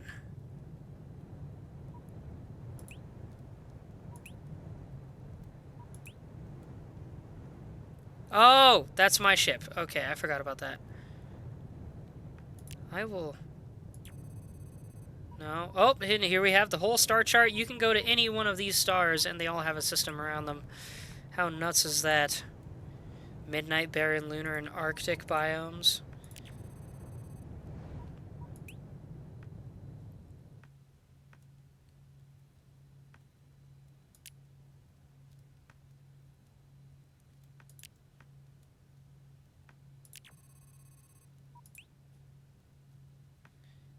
Add bookmark.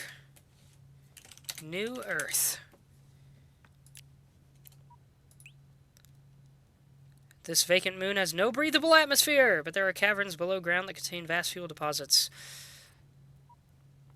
Well, now that we're here, let's hop in the mech quick.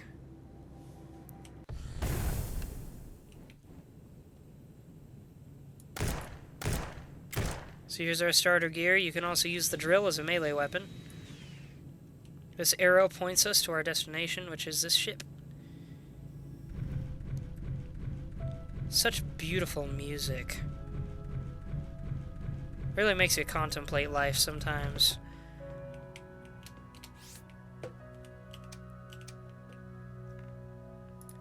A marker to tell pilots where to land their mech suits.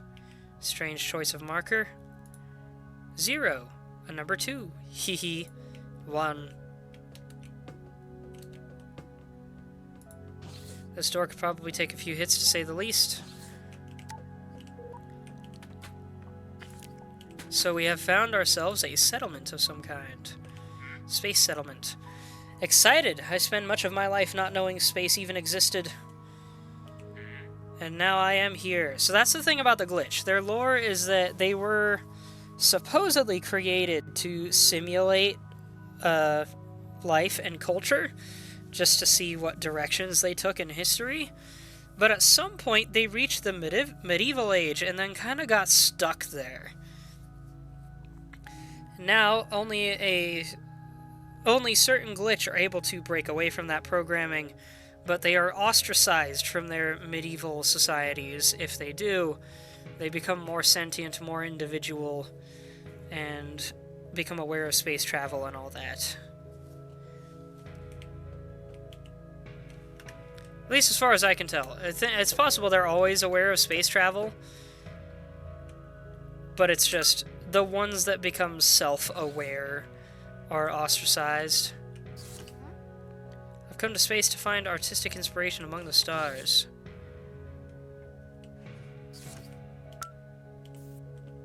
I believe I used this music to inspire a fanfiction I wrote once, in which my character, which was actually this guy, was staying on one of these floating ships before he went to his first real mission.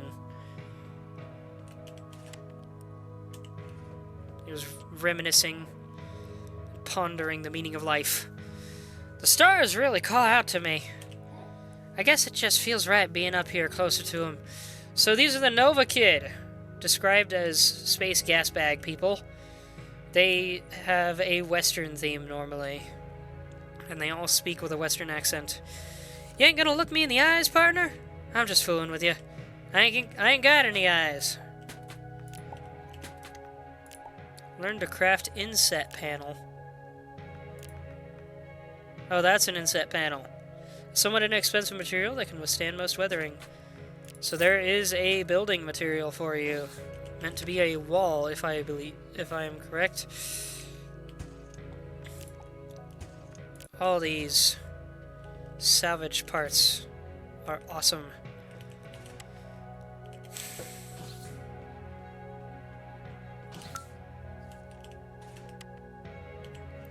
I will admit, the frame rate of this game is running so much nicer with the stability mods I have on. Clown mech horn. Dang it.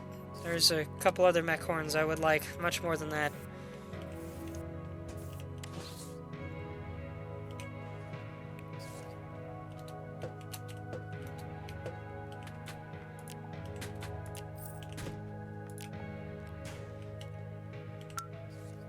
Why are you following me around, dude? Both of you. I bet that fall was painful. Imagine seeing your friend go down an elevator and you're like, I'll just jump down the elevator shaft after him. What's the point in waiting, right? She wears this jumpsuit well. One day I shall explore the cosmos instead of hanging out here, but today is not that day. I mean, I'd argue you already are. You're out in the middle of nowhere.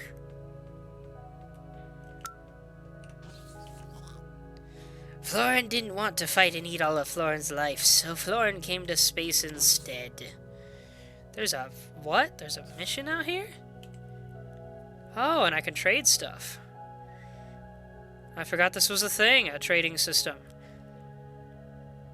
So yeah, you can spend pixels to buy electronic parts, and then sell those parts at another place that will accept them. As a sort of pixel trading system. I don't really use it. Would you like to deploy your very own space station? I can craft for you your very own station transponder, and all it will take is some resources. Simply bring 50 titanium, 50 gold, 50 silver, and 1,000 pixels to me or any other transponder vendor. Except, that'll be a little side quest thing, even though I probably won't build my own station, because I'm bad at it. A sign which marks an electronic station. And that is everything here. Keep calm, and I'm not surprised someone to face to face this. Did I go all the way left? I did not. There's a whole other section over here.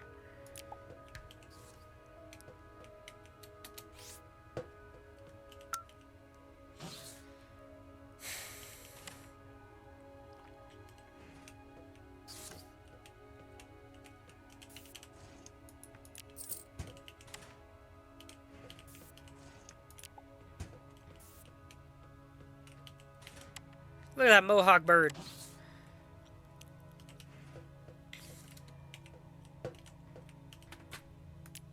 Cool.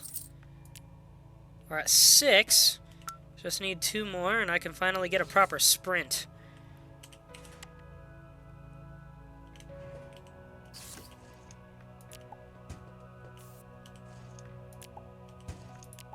How many mech parts am I getting?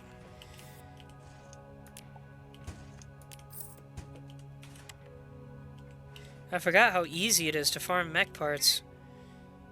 Have you always known about space travel? Did you always dream about venturing through the stars?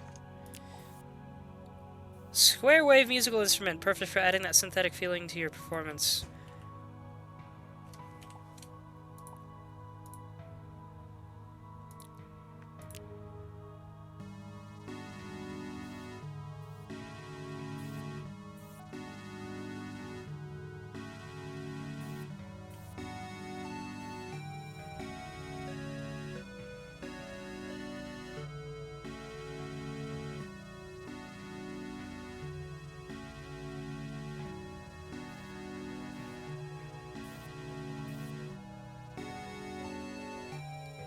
That actually doesn't sound too bad. Maybe I'll hold on to that. I am seriously running out of space here, though. Alright, here's a little piece of lore for you. This guy looks important. He's known as Big Ape. The Apex either love him or hate him because he is... He is a... not a good person. Let's put it that way.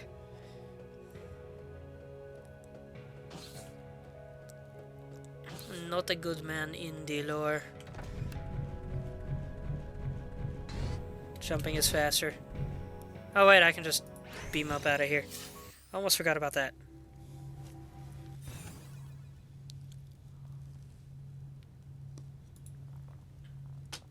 The sight of snowflakes always makes me long for winter.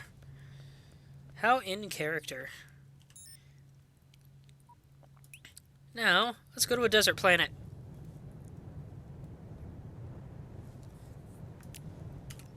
How many of those parts did I get?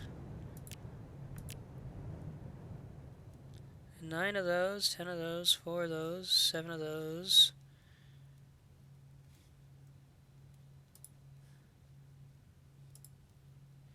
I need 5 salvaged interface chips and 10 couplings. Darn. I need 3 more of those. And I don't think I got any interface chips. Well, dang. Oh well.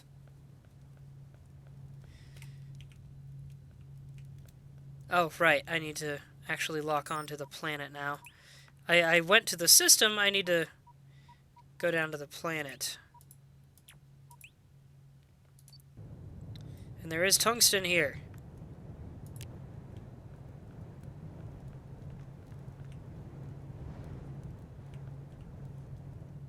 So I can improve my gear and then tackle the moon again to get that vest. The vest is purely a cosmetic thing. I just really like the vest. Down we go! And how satisfying is this?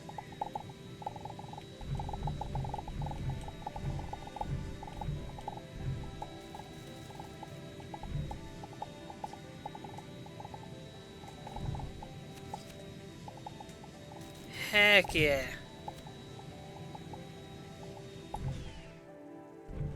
We got a temple down here. That's perfect for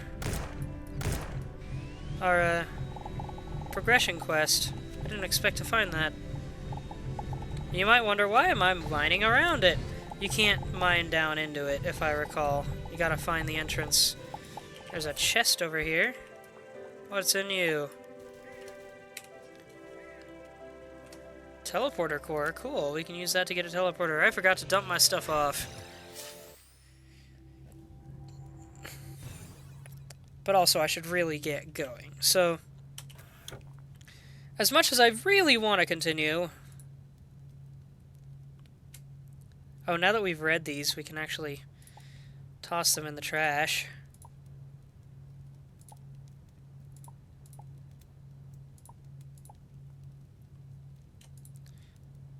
Let's see. You get in there. You get in there. I'll keep those.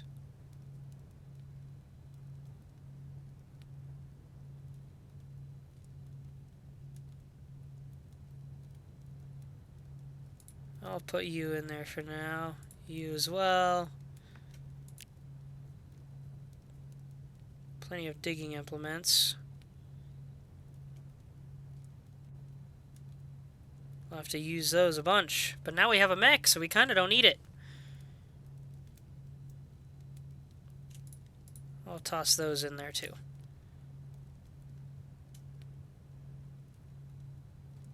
And you two as well.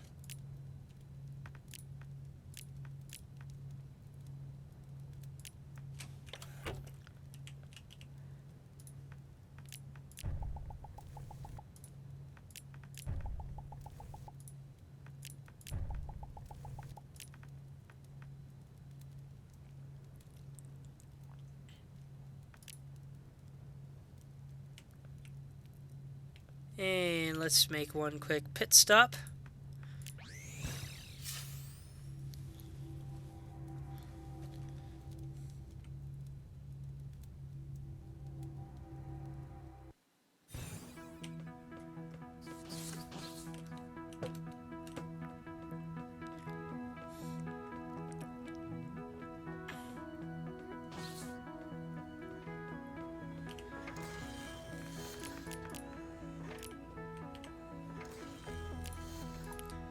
Put you in there.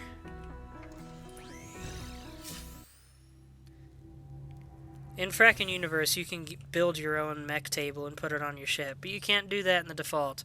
By the way, something I forgot to mention, each race that you can play as has their own special ship that builds itself up in its own special way. Or there are some mod ships you can get as well. My favorite is actually a mod ship. I think is called the Soma class, is what somebody called it. I could be wrong. But, let's test out the horn on this thing.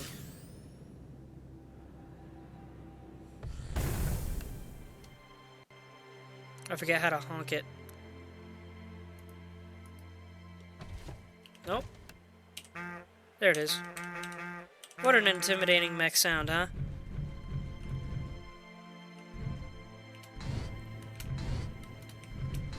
Dang it, I can't get up that way. Let's try going to the right then.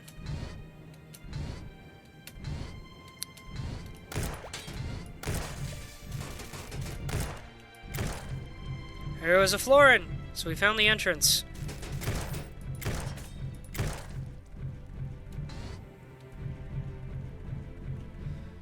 In which case, I should probably hop out here.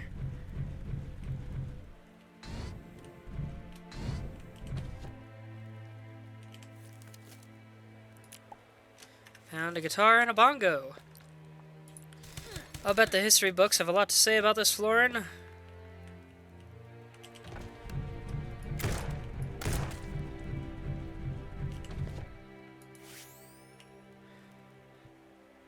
Since they seem to favor guns around here. Chef apron. Don't need that. Ah, here's one of these things. They have a random item in them. Sometimes they'll heal you, sometimes they'll poison you, sometimes they'll drop bombs, and sometimes they'll drop bombs that turn the terrain into ore. We got regular bombs this time. Shame.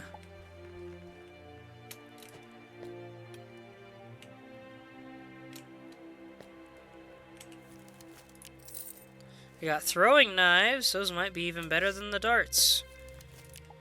We got another one of those. That's nice.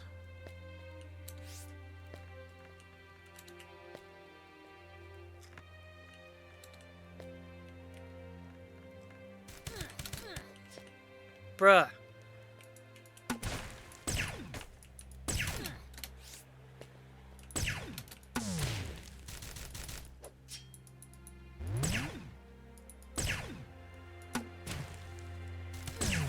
Ah, I missed. Come on, stop blocking it. There we go.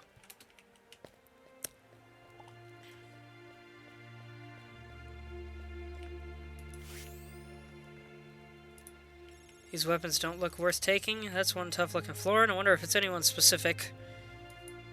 A spear must be important to be displayed this way. Looking at this thing just creeps me out. Now, it's unlikely, believe it or not, that we will be able to complete our scan mission in this one place. As much as I wish that was more common, usually there's one or two things missing.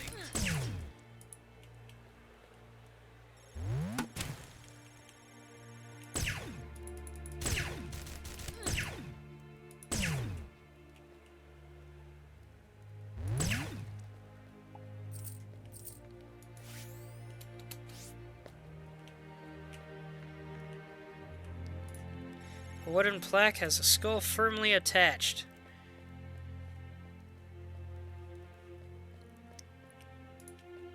This poor guy never imagined he'd end up like this. And if you're wondering why I'm not reading Esther's comments down here, it's because they're super generic. Oh gosh, spike trap!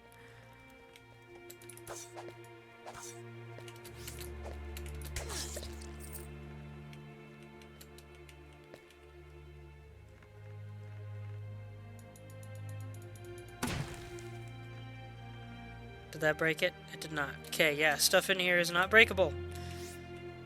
Is this trapped? It is not. There's a broadsword. Heck yeah. We now have an arguably better sword. With an element tied to it. And a trail dash. That's super neat.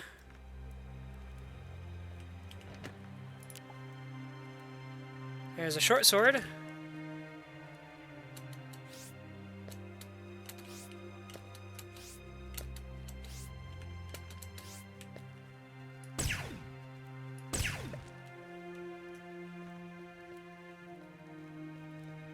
See, this is a chunky broadsword, though. I kind of like the thinner ones.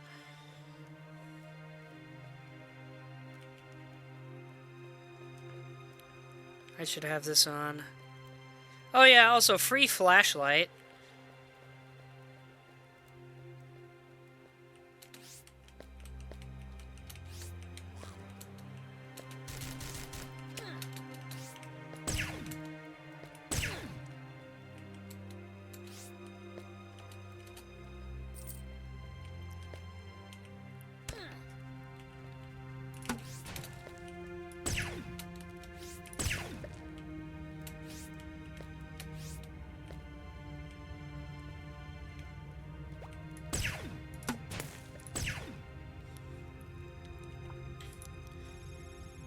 The markings suggest an epic hunt took place. Did this bone come from the prey?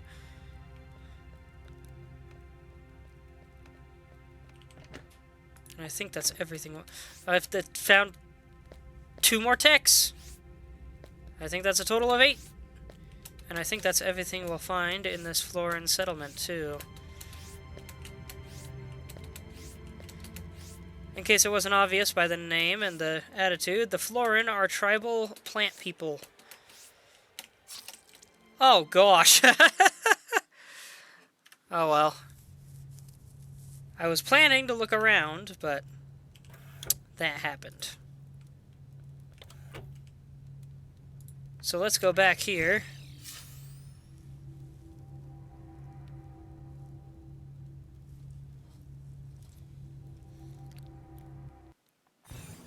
What does it take to build the fusion shop, I wonder? A fusion device.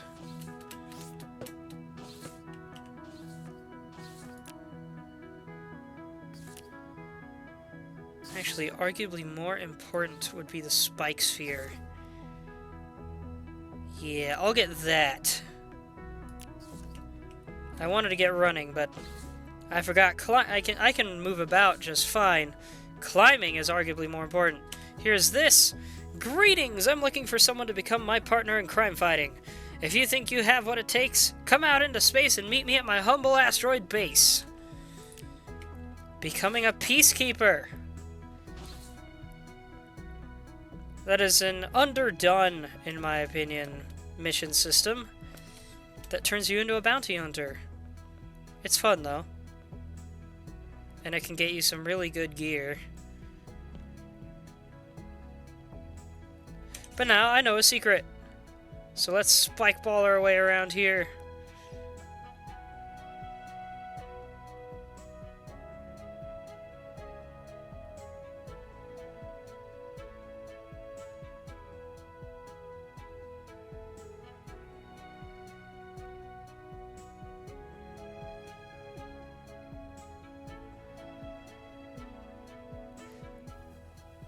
It's so relaxing, man. This game is an experience.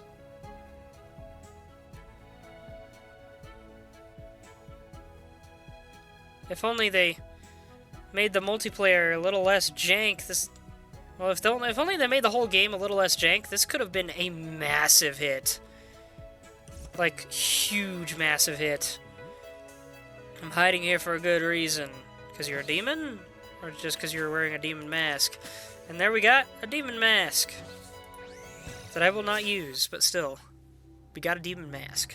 That's fun. Locate Peacekeeper Station in Prekeepawa Strand. Which is not here.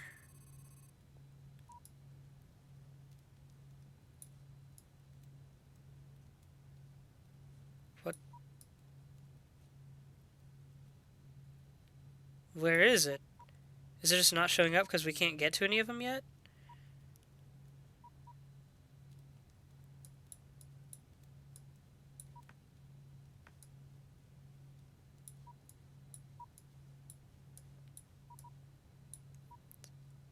There it is. What's it doing all the way over there? Usually it's much closer.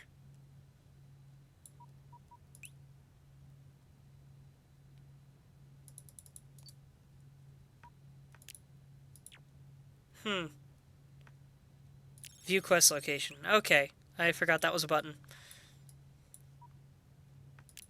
Well, right. I think this is a good place to end it off. I need to get going to bed, really. But, thank you everyone for watching. I hope you enjoyed this this first stream of my favorite sandbox game ever. I hope you find it beautiful and as relaxing as I do. But, yeah, I am quite eager to continue this, so I might stream more of this tomorrow. Hopefully I'll stream more than just Saturday or Friday or whatever. Actually, I might not have time to stream it tomorrow. We'll have to see. Anyway, hope you enjoyed. for those who don't know or have forgotten, you may find my Discord and my YouTube in my Twitch description. My YouTube is where I upload previous streams as well as occasional clips from gameplay. And my Discord, you may go there to chat with me or to get updates on streams and when I'll be streaming. For now, have a good night, everyone, and thanks for watching.